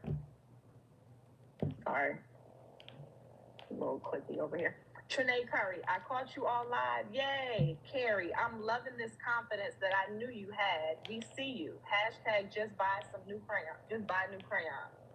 Thank you, Trinae. I have channeled my newfound confidence, girl. T.S. Car Wash Detail Service. Preach, Lex. I'm down the way in Harvey. T.S. Car Wash Detail Service. Slimmy, AD top 5 South rappers of all time list is Ross, Wayne, Jeezy, Outkast, Scarface. Yeah. You like that list? Oh yeah, I don't have no problem with that list. I got J. Cole, Rick Ross, Big Crit, Pusha T, and Chevy P from Phil Mob. I love Outkast. Sorry, guys. Okay. J. Pitt City. It's like Umar Johnson said, we're not going to be able to psychologize all these bad kids. Some of them kids are going to sleep for good. Ooh, To sleep for good. God. right? Live Ciega. When I was in middle school, we would get suspended if we got into a fight going to or leaving from school. Facts. Junior CPA 2011. I'm in Chicago and Lex is on point with everything she said. Those schools are not holding those kids accountable because they care more about getting money per pupil. Those kids are pawns. Shaking my head. T.S. Car Wash Detail Service. Slimmy Beyond Scared Straight need to come back. Y'all remember Scared Straight? I don't remember what happened to that. I agree. Yeah, because they want chaos. So they stopped doing that shit. Yeah, just stop. It sure did. Yeah, they want chaos. Brian, the filmmaker. What's good, y'all? I broke up with my girl. She was fine, but hard to deal with. Now I'm talking to a girl who ain't as attractive, but she's solid and puts in effort. Do women who don't rely on looks try harder? I think they do. Oh man, Damn, B. Will, sounds like you should. I'm sorry to hear that, homie. You should have took a break. In between, Did you turn right? my mic back down? We was talking at the same time. Hold up. Yeah, y'all look the same. No, Brian the filmmaker, I don't agree. I think you can find a woman that you're attracted to that tries hard. I think that's possible, but I think a lot of pretty girls rely on being pretty. That's all they've known, and they don't feel like they have to try. They just feel like people just line up and give them whatever they want or do whatever they want them to do just so they can look at their faces. That's how they... And guys tell them I love you and they don't say shit back. Mm-hmm. That happens. I know. We're gonna go stand on multiple, it. There's multiple women on the panel with that. On it, stand. Carrie don't say that either, but anyway, go ahead. Keep going. I went to Bret Hart Junior High in LA. It was in the Hoovers. We had cops circling the school all day. BK Finest is like the movie Lean on Me. Teenagers beating up the teachers. Chicago needs a true head ninja in charge. Who's going? Captain Negro Man. We send 15-year-olds to prison all the time. Anthony Anybody want to try that one? Anthony Labrasiak? 777. Well, we appreciate the super sticker. Yeah, we appreciate you. Stand on the stand. Same in high school, but my aunt was principal, so the cops knew me. I was on strict protocol, fam. I had to be on point and go to college.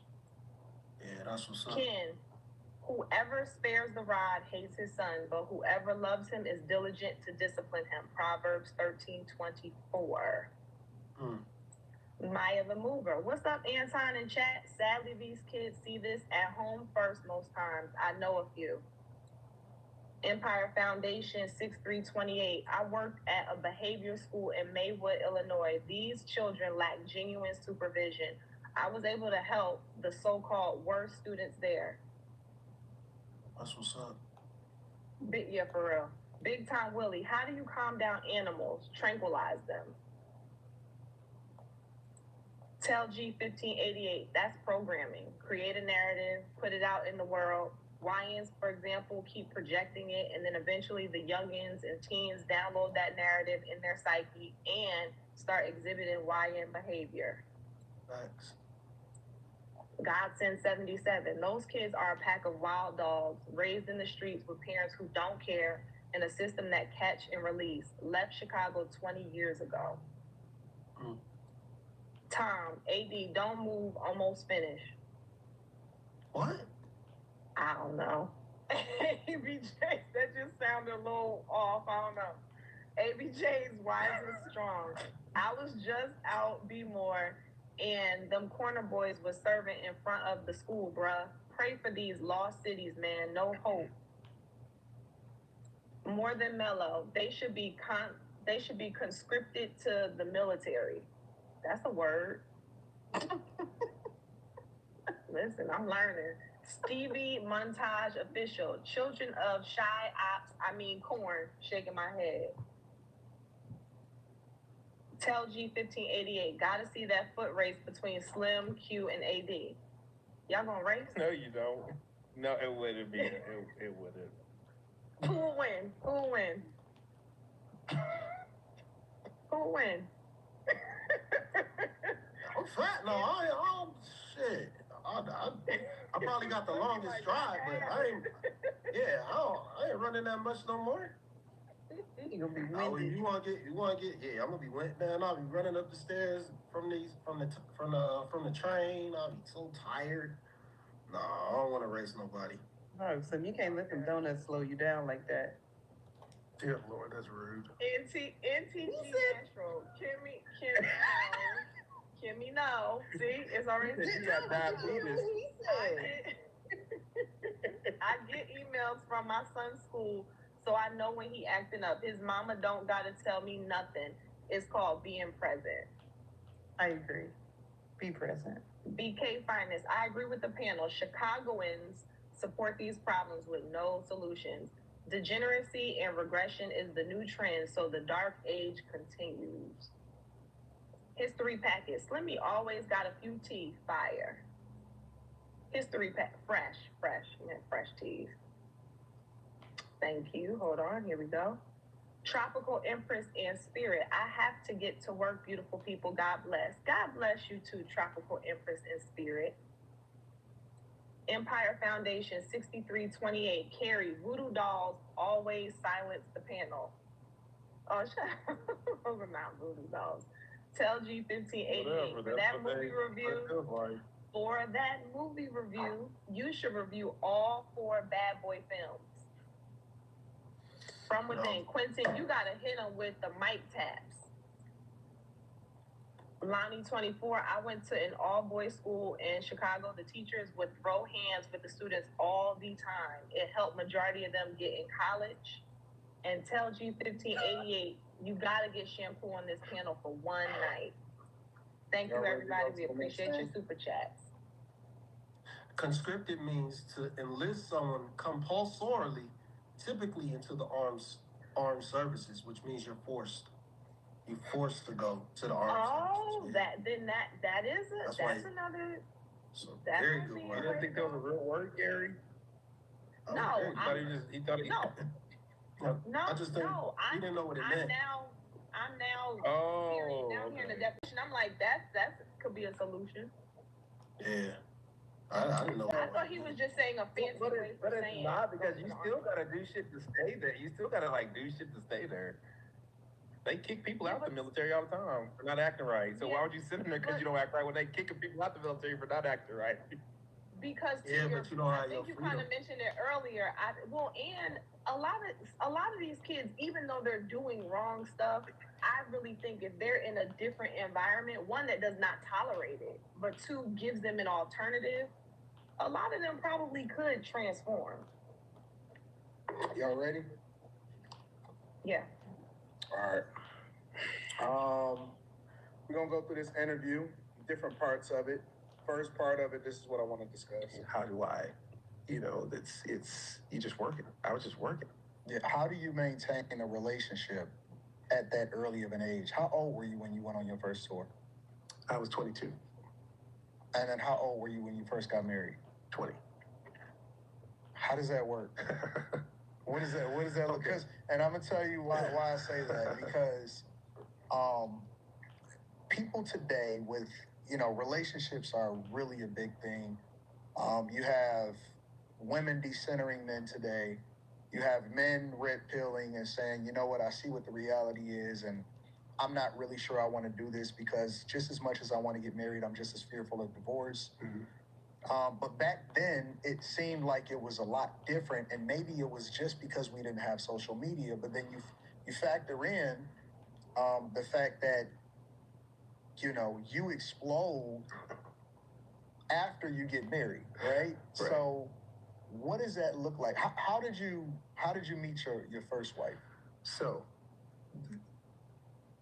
let me preface all this by saying that I hope, and the reason why I decided to do this with you, there might be a dude out there right now who can learn from all of my mistakes. So, I'm gonna just leave it right there. Is it a different time? I want to put a spin on this, right? Are we living in a different time when you think about social media, when you think about it being much easier to identify maybe the productive men versus men that had potential back in the day? How we looked at marriage, how we looked at relationships. Have things changed to where, considering some of the things that he was communicating, what he'd been through, and he had got married at 20, signed his deal at 22. He went on to say that he separated 4 times before getting divorced after 13 years. Should productive men, men that are on their grind, on their hustle, going to get it, should productive men still get married young? That's the question that I want to ask and that I want to bring this as.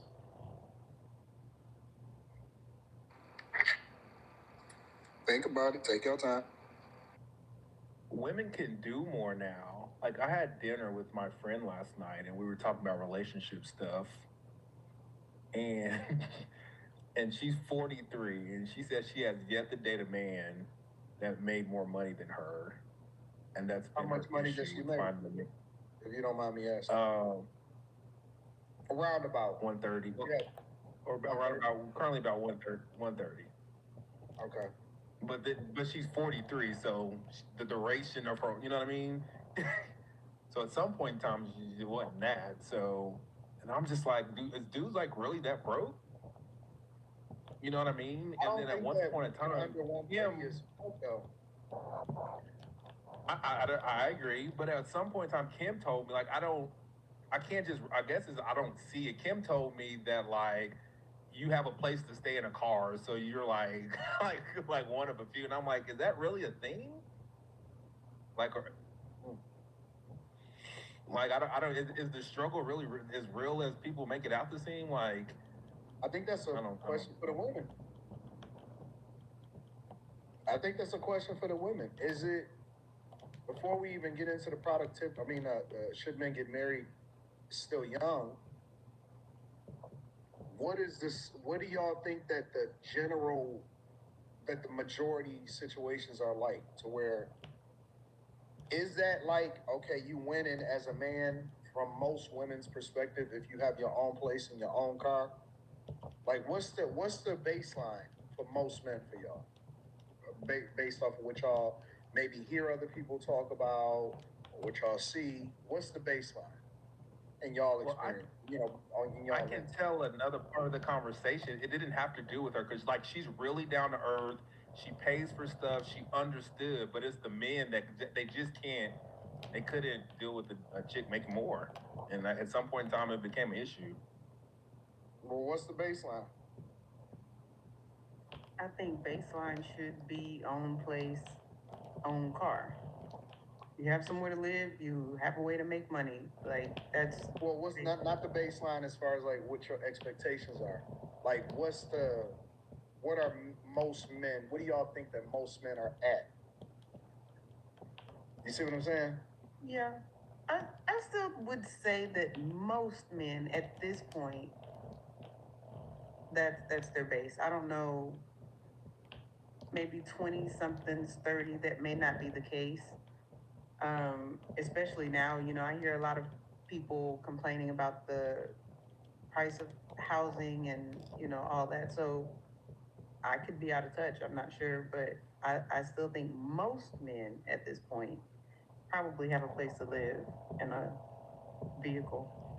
You mean their own place to live, or roommate? I don't know. I know a lot of guys with roommates. You said you do? No, you don't, Kim. Yeah, I do. I'm really starting to think about it. I'm like, no, really.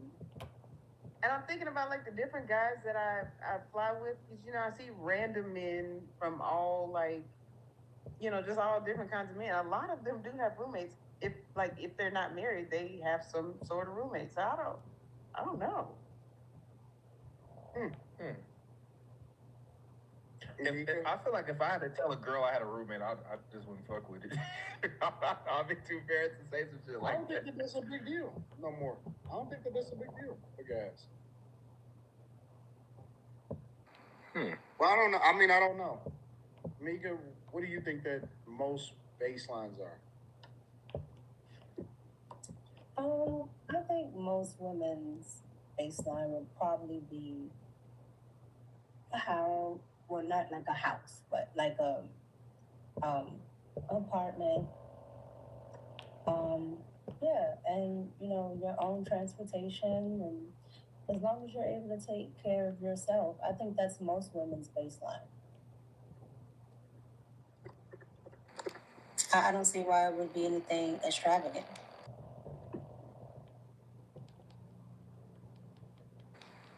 Lex, what's the baseline for most guys? Are we talking about generally or personally? Generally. Oh, generally. Nowadays, I think the baseline for most women is just them giving them some attention. And it's sad. I think they just want, most women just want men to emotionally tend to them all the time. It's not, they could be, it's dudes out here that are homeless or living with somebody else, and they could still pull bad women. All they have to do is act like they dedicated to them and show them some attention. And if they're having a bad day, they go vent to him. So you think that most guys are able to get into a relationship with some woman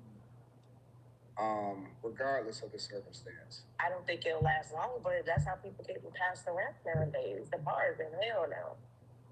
And these women just want to feel You wanted. craft a disabled person. I just wanted to say thank you for your contribution to our.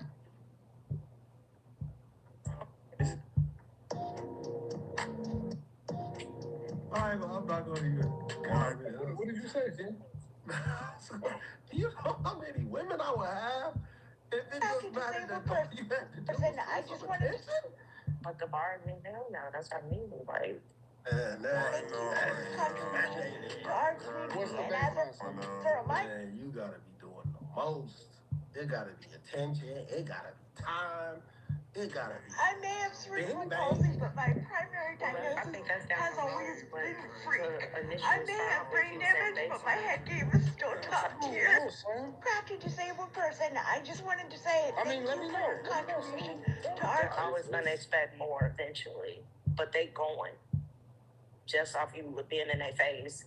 Some of these women, I ain't saying all. No. Crafty disabled person. Well, tell me what the move is, son. Shoot. Women want you to have your own house. I don't even have a house. You don't have a house?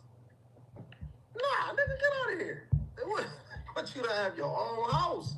Like, if you don't, I swear, I done had a woman tell me. You're talking about the Mikas now, so it's a little different. Hey, this is just real. I was having a discussion, and she was like, "You don't cut grass?" I'm like, "No, why would I? You don't do yard work?" I was just like, "All right, man." Like, I was like, "Yeah, we gonna wrap this one up because I'm not." You just found one that was fed up. She got past it. Man, I didn't understand. Made too many mistakes. I don't know. It has to be a reason why these dudes still out here getting a little thing with, and they living with their moms or their dads or their homies. Why you think they say that? We're not talking about married. No. I'm just talking about relationship in general. I ain't even got to the married part, right? Everybody that try to Place and got a no, ain't no saying what you want to say. And thinking that, oh, you ain't gonna say nothing, no way. No. I'm saying your ass straight I now. think that factor of they can't live with their mother. Or, I'm sorry. Everybody that try to think. If you're a single man, why can't you stay at home and stack your money versus like going out spending unnecessary money? And then, it's easier for someone to plan well and to do well when, they have an environment where they can succeed in and safely. So I don't think it's necessary a man that's lazy if they're at home, because it depends on what they're actually doing. Because once, that age specific, Nika? Is it 25 versus 40 might be a little different? I think most, if they're on the right track, anywhere between the 20s to about almost 40 will probably be good if they're single. Like after that, it's kind of like, okay, what are you doing? You don't want a family, you don't want to do this, you don't want to do that. Then it's kind of like, okay, what's going on? But that in between time, I think that could be spent at home. If you're not in a major relationship or something like that, that will require you not to be in that home. Like, why spend the money? Why spend it on frivolous things when you could clearly stack that money and buy your, to-be family and a house when you actually go out, when you actually leave that house. So I just think sometimes we overlook things that are better, because what's the point of him having all of that for what? There's nobody else there. wouldn't even agree with that. I already have a whole house already. No. Most women want to be with the man when they pick out the house and all this other stuff. So again, it's just like it's frivolous and useless stuff that he will get because it's just stuff when he can save the money and be doing more productive things. At 40. You're saying at close to 40, it's okay for him to be at home for the sake of saving the money he would have spent on the couch. If he doesn't have a family, but you are implying that he's possibly lazy, sitting at home, putting his name on the orange juice. That's not what I was saying. You're talking about a small minority, like, because let's be clear, like, no man, like, very few men that's 22 year post high school is living with their parents. Very few. I said there's very few. I gotta get my black robe in a minute. I'll get it for a second. Objectively speaking, what Mika is saying is just because he's not wasting money out with his own place, if he doesn't have anything that he has to have a bigger place for, doesn't mean that he's broke. Doesn't mean that he doesn't have a good job. Doesn't mean that he's not productive. Doesn't mean that he's not doing great things. You can still make smarter decisions and, you know what I'm saying, still practice group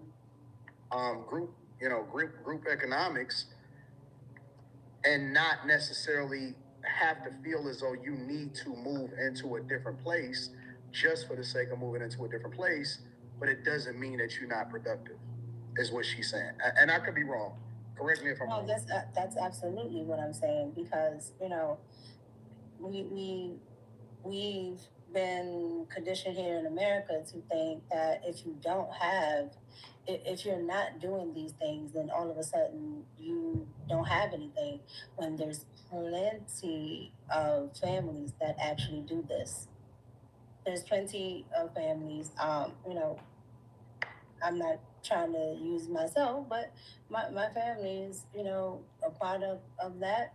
And multiple families like mine and others, even to the point of the story I saw a lot of people do from a story that was here out in Virginia, because there's a lot of people going to move in the home, so you can build wealth, generational wealth, and you don't have to go out here and struggle. Because why would I send my male child to go out and struggle when they can create wealth, and then when they do finally leave the nest, they actually have wealth. It's 2025. They don't have to worry about a credit check. They don't have to worry about. It's 2025, and you speak a lot about your anecdotal experiences. That's not the truth, because you say there's a lot of families that do this, and I bet you're the only person on this panel who know 40 plus people, 35 plus year olds living at home with their mama, because of the reasons that you're stating. It's not the norm.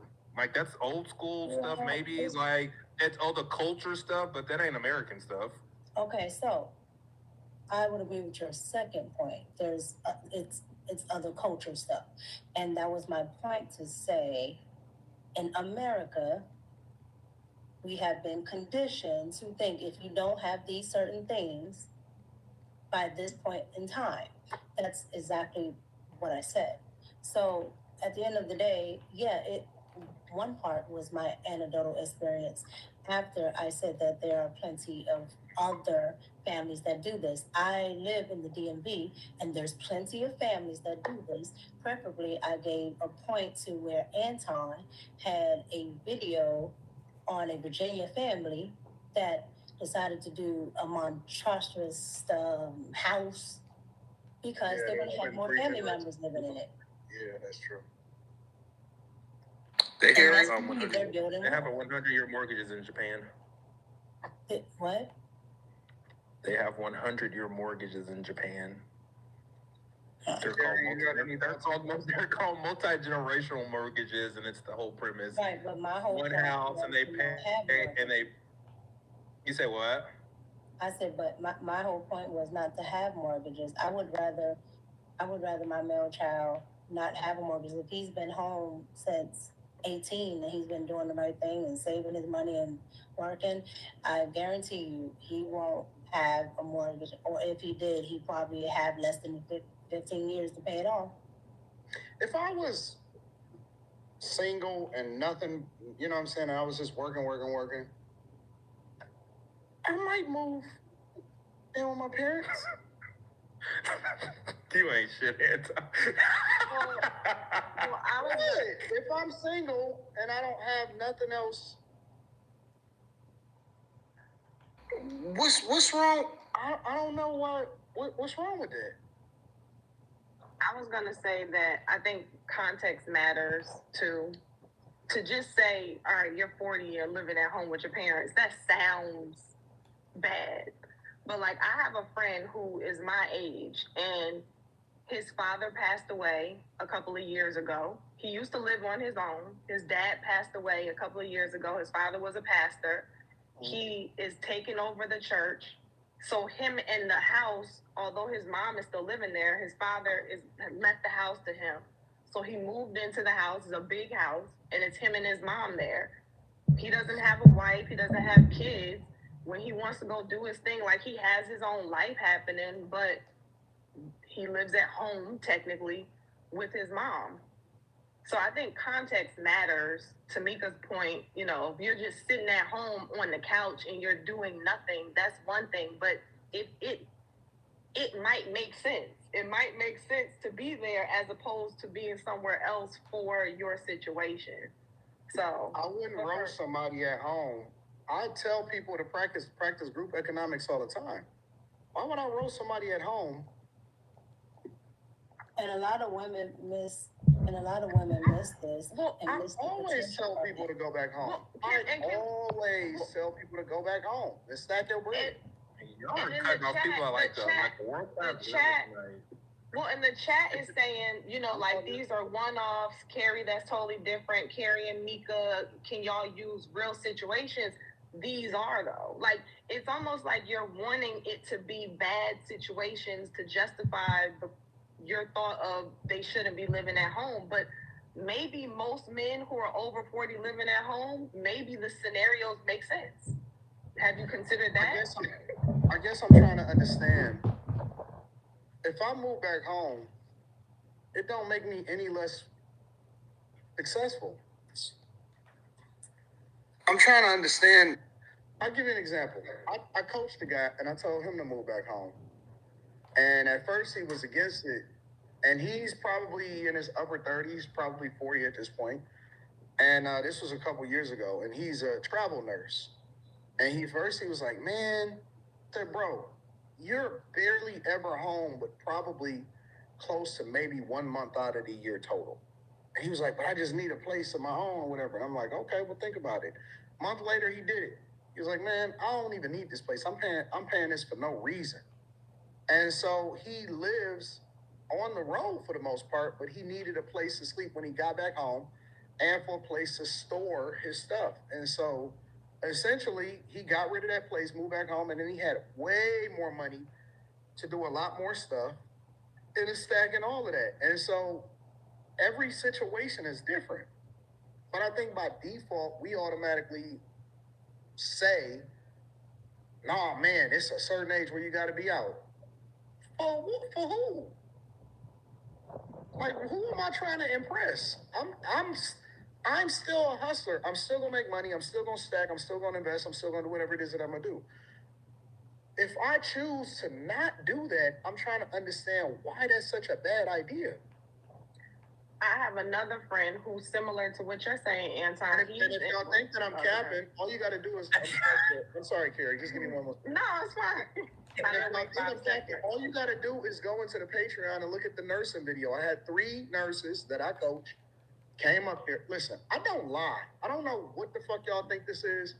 It's three nurses that's in the Patreon, and we did a live stream, and I had them do a Patreon of what it took for them to get into it, how much they make. Some of them were travel nurses, some of them not, and so on and so forth. And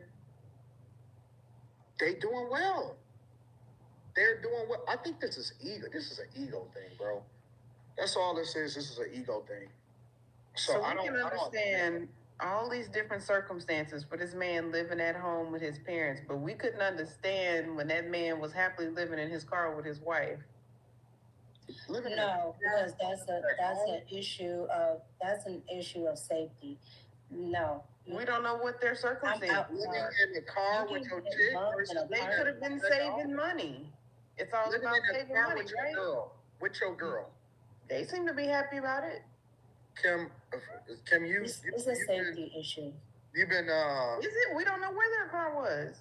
Kim, for the last... No, Kim on some trash. episodes, you might be off. Just saying. Kim on some trash. I'm just saying, we making excuses. I understand where Kim's coming from. It's bars, Kim. Keep going. Here come the backup. Here come the backup friend. This is the friends versus tonight. You ain't gotta hate forever. This went back to the I love you. Slimmy, I suggest you get you a friend. Maybe you and Molly. They've been on the team for a while, Slim. I'm not teaming up. I'm not teaming up. I'm Thanos. I'm by myself. Now y'all must have re-solidified your friendship because they was just enemies like last week. Facts. They re-solidified. They made up, re-solidified their friendship, and they've been on good terms. Maybe they went out to dinner. Maybe Quinn sent her some money or something. I don't know, bro. But they've been focused on each other lately. I've been noticing. I ain't said nothing. But Kim, Noticing. I'm surprised. Kim wouldn't even answer my phone call the other day. That's Kim not answering my phone call.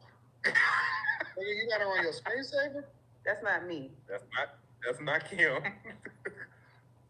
That's a screenshot of his FaceTime call that I missed, not because I ignored you. But what happened? How did y'all get back on good terms like this? We were never not. How did y'all get back on better terms? We just fight like siblings. However siblings do it. Just some time go by and get over it. Yeah, no big deal. We've never fought. Like we've never been mad at each other. That's weird. No, but y'all been Team Kim Q lately. What the fuck? Team Kim Q? It sound like a Chinese hoe. That was rude. Y'all been Team Kim Q lately. I mean, y'all been hating. You just said 2 days ago that we were hating each other, and you were like, the show's messing up y'all's friendship. Oh, y'all definitely took that. That was last week. Yeah, you know, Kim, when Kim love her friend, she mess up dates, all kind of stuff. What? What are you talking about? What are you talking about? Listen to him. Because we're confused. We're collectively confused. What? We're collectively confused. What dates? What are we talking about? You're a collective now. You're both frustrated. Y'all both frustrated? Stop messy. We're both confused. That look crazy. Oh yeah, Quimberly. I like that too. That look crazy. I like Quimberly. I like that. All right, well listen, we here for it. I'm all for solid friendships and situationships and whatever it is that's going on. I'm all for it. And saying I love you and getting met with silence. Carry on. Go ahead.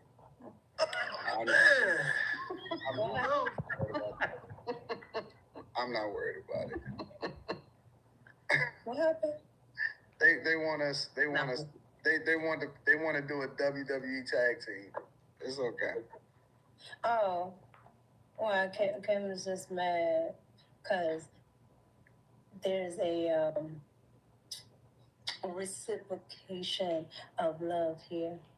Thank you. That how is it? Partner. It's silent reciprocation, huh? Her partner over there.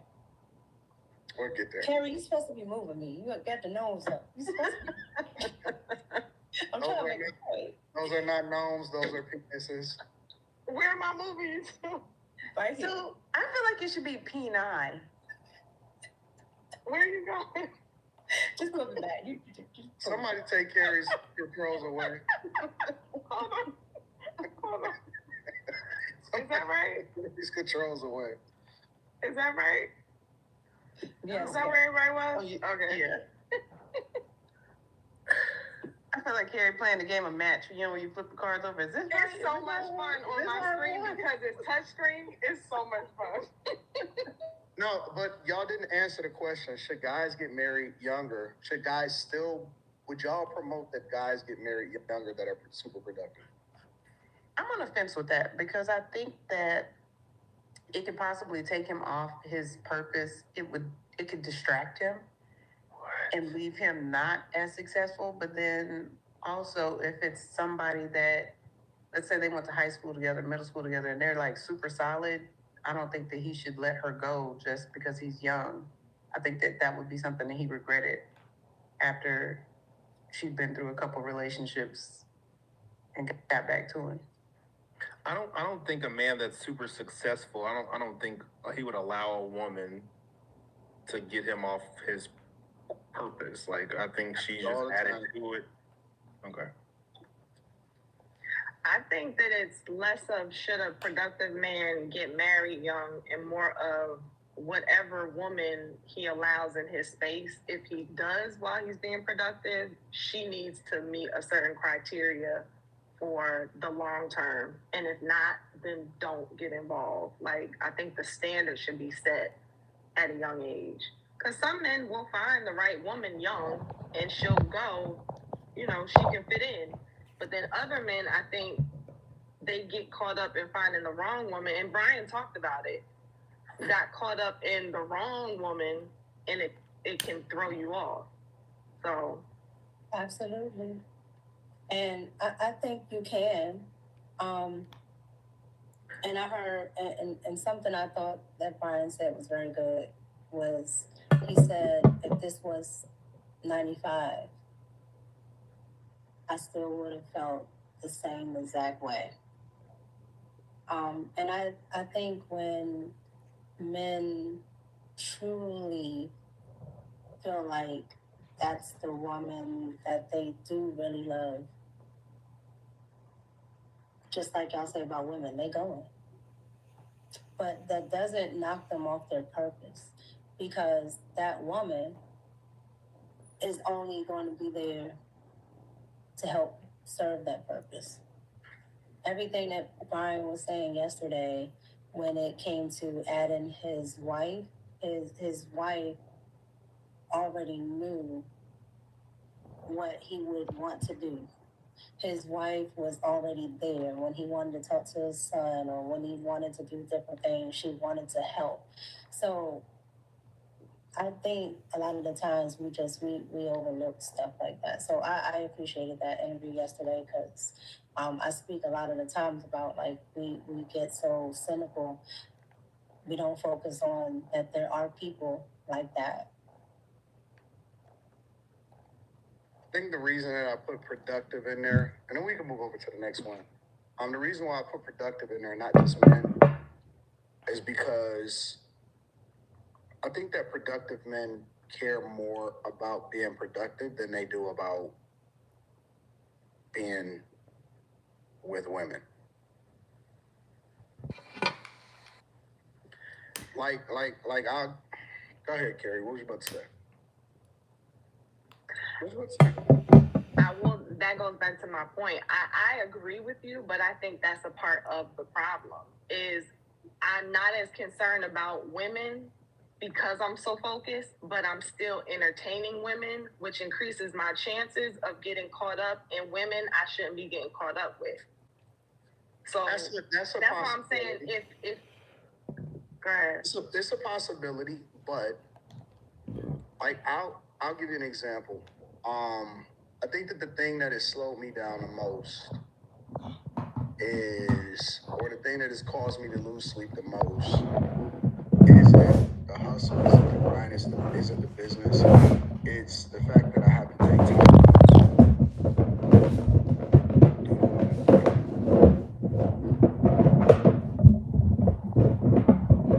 Like if it was up to me, I would work a lot of times all day every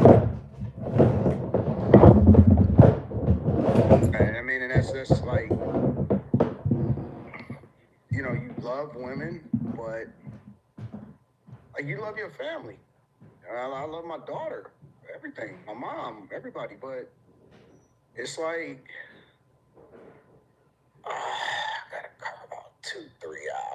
first Monday. You know what I'm saying? It's like, I gotta plan around that shit. And so for me, I think that, could I be richer if it was just me by myself? Probably. Probably way richer. But I don't have work-life balance either, nor do I probably believe in it. So. But you wouldn't be more fulfilled without the people in your life. That's kind of what I was gonna say. I agree. I'm not disputing them. I'm not disputing the fulfillment, the family. Absolutely. I'm not taking that away from it. I'm specifically taking it back to the question about productive men getting married, right? Because Brian McKnight was saying that, remember, he got married at 20, he signed his deal at 22. But also remember, he was very clear on his career. He was very clear on what he wanted to do. He said, I didn't have a problem making these decisions at a young age, even if his parents disagreed or whatever. When it came to the woman, though, he didn't have a strong stance. He followed his mom's, recommendation.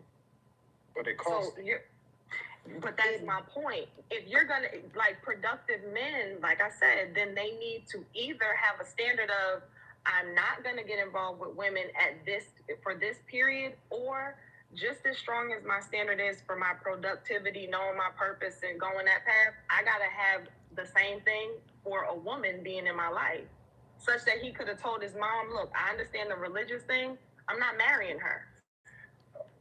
I agree, Carrie, because he was clear when he said that he didn't love her. And I think that makes a huge difference. You can be as productive as you want to be, but you're bringing in this woman who you don't even love. That's got to take you off course. Yeah, but he was doing the right thing when it came to marrying her to make it wholesome, especially for the kid, right? Right, and I get that. That's the context, but it doesn't change. It still doesn't change.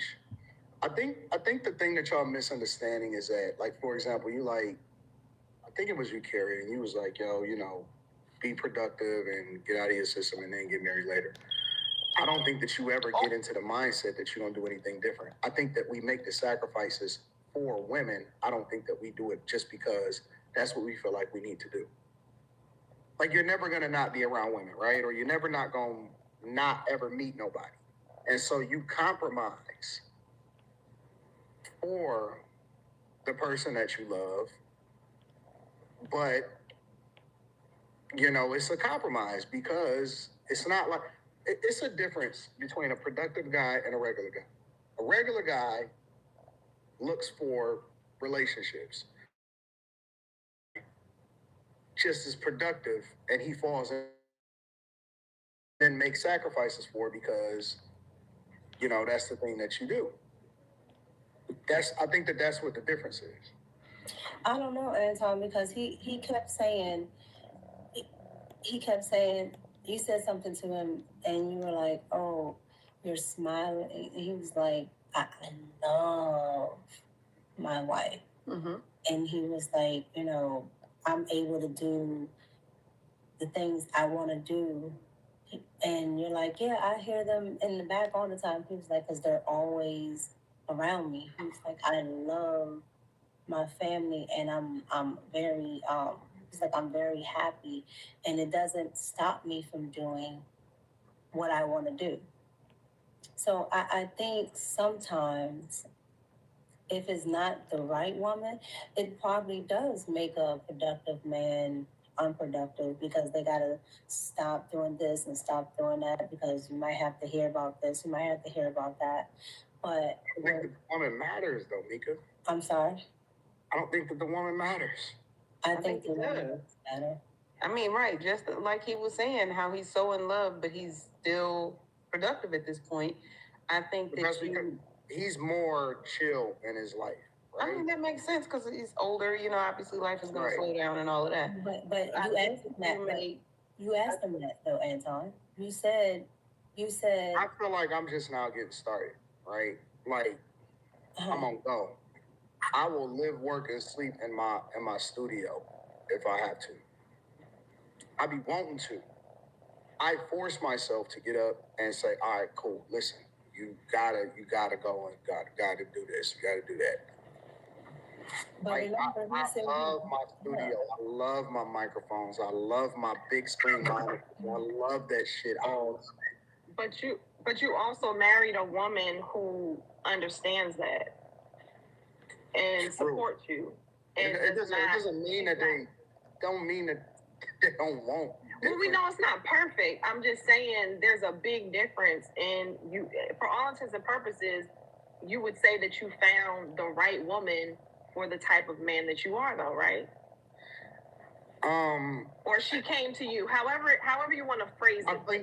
I think that you groom a woman to what it is that you want her to be. I think that you sacrifice for the woman that you love, and you're inconvenienced by a woman who you don't. And I think that that's the biggest difference. I think that you may have an inconvenience.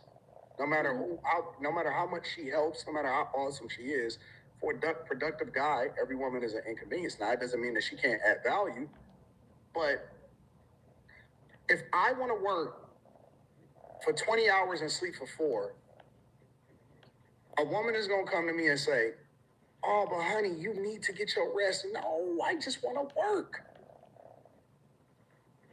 Now, it doesn't mean that she may not be right.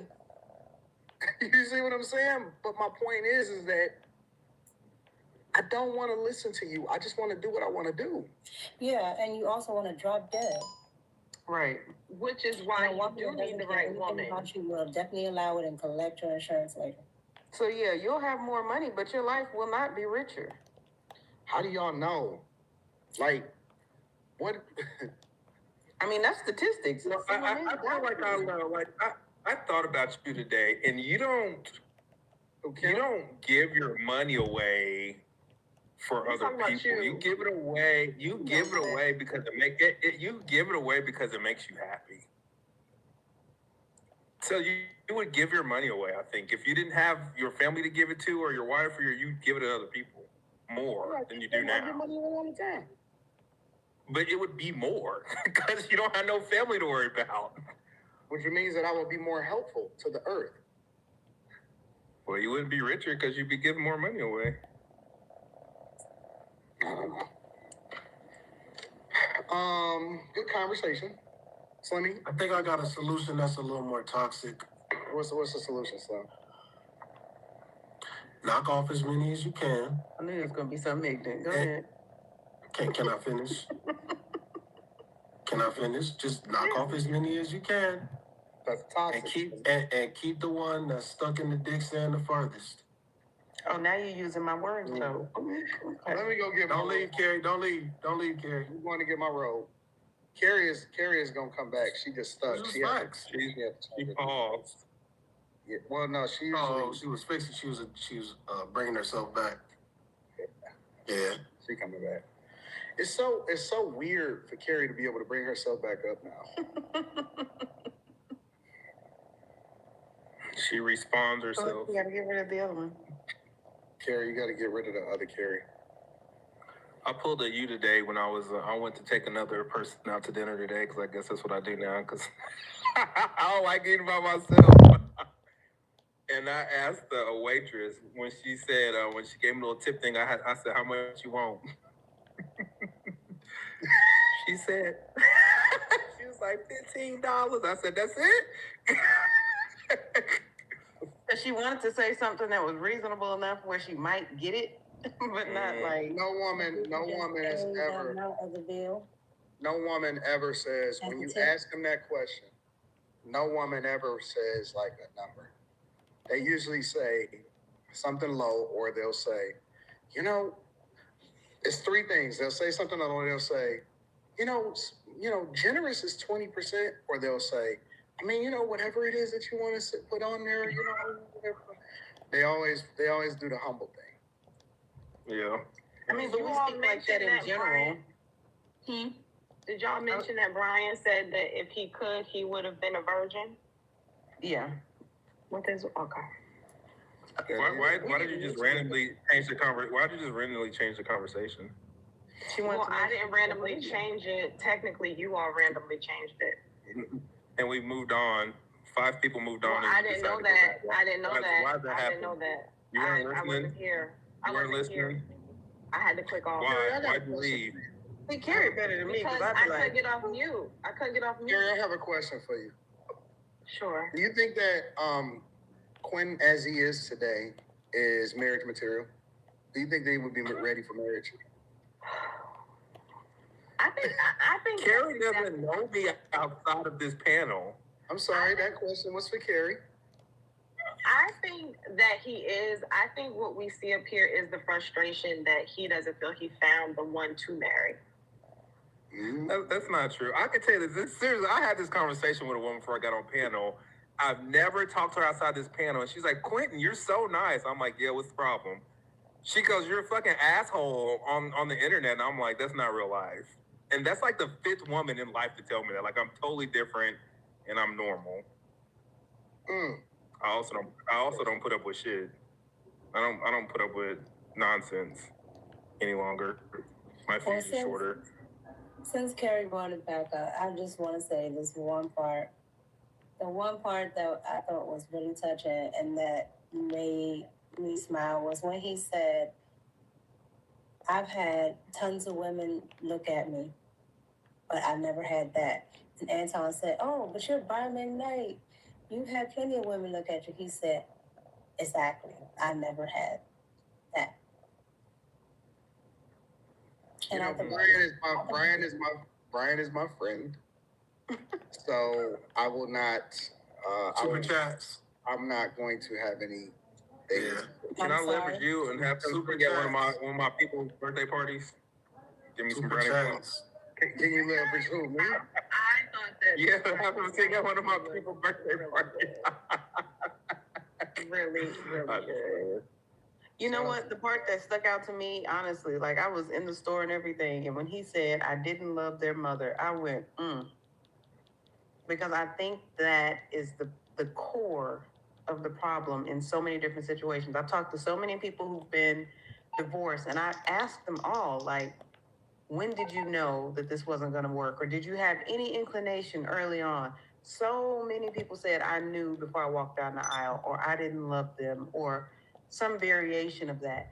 And I think that a lot of times we get so caught up in wanting the fairy tale, we just force the square and the round peg or whatever, however that goes. But anyway, they had kids, but he had a reason to do it. They had kids, right? I'm not saying that they didn't have a reason. I'm saying that a lot of people get caught up in that. And they have kids. Is it like I'm asking? Like, are these people? No. Are these people with or without kids? Because kids just changes the whole conversation.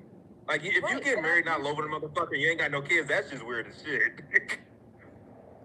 No, that's weird as fuck. If you marry a motherfucker, you don't got no kids, and like, what you doing? I think people just kind of be like, oh, well, this is good enough, or maybe it doesn't get any better, or maybe this is what I'm supposed to be looking for, or for any number of reasons, people do it other than like, I truly, honestly, from my core, love this person. Like the way that he talked about his wife, you don't meet very many people who talk about their spouse in that same way. They just don't have that same kind of love. Particularly, he's going into it with kids and sticking in it with the kids and not loving this person. And now you have all these baby mamas and daddies running around. They didn't love each other in the first place. She's a very, very, very sweet person. Very sweet person. The new across your mind anytime.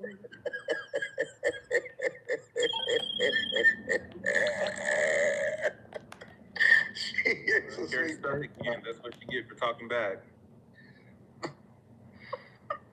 She said she back, nigga. Now what?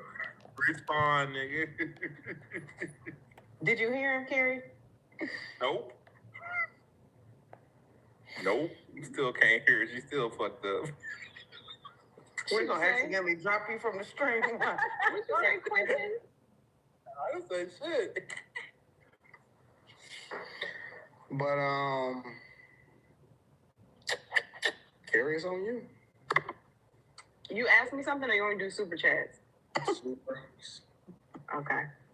For the record, anybody who has not watched the entire interview, please go to Anton Daniels' channel and check the full interview out. Not now, because you're here, but check the full interview out. First of all, the setup is really tight. The vibe is cool. Brian and Anton, their conversation, I felt like he did a great job in representing himself. I don't think that he would look at that interview and be upset at all. You gave him an opportunity to explain everything. And once he laid it out, it made total sense to me. So anyway, let's head over to Super Chat. You know what's so funny? I get to talk to the other Carrie. Shout out to the other Carrie. I got a suggestion. As it pertains to that dumb dude who said it gets no views, like I just saw a clip that dropped regarding the interview, and the one clip made more views than just almost just as many views as the whole thing. We don't even. Niggas' attention span ain't 2 hours long. They'll catch the clips. Shout out to y'all, and shout out to the other Carrie. What other Carrie? Slimmy, did you want to say something? She don't want to talk about that. Man, nah, she tried to change that subject fast. Well, let's talk about I don't know which one he's talking about now. I don't know. Big booty Carrie and little booty Carrie. Whatever. My butt is one size. All right. T.S. Car Wash Detail Service. AD, you heard Carrie D. She picked my brain. She'll FaceTime me and be like, Carrie showed us our laminated notes from the other night. That shit was crazy. He gave me the all access pass. She said, I said, Carrie, hit me up anytime, and you know, whatever it is. She called me back like, wait a minute. So did you say this? But see, Carrie B, you gotta be impeccable with your word. That's all. You get y'all got this Carrie. I get both Carries. Whatever. No, hair wrap Carrie. I get Aladdin Carrie. Shut up. Anyway. Carrie be long-winded. Winded it. Anyway, T.S. Car Wash Detail Service. AD, you heard Slimmy top 5 South rapper list? Yeah, he was, as I was going to get my Tylenol, he was naming Big Crit. Yeah, I was listening to it. I guess they want to know if you agree with it. Timing someone out for 24 hours. Tom, AD is everywhere and it's so sticky. What? Nah, man, just... He said AD is everywhere and it's That's the second time. Just let it go. Just let it go. That's the second time. I was like, did you read it again?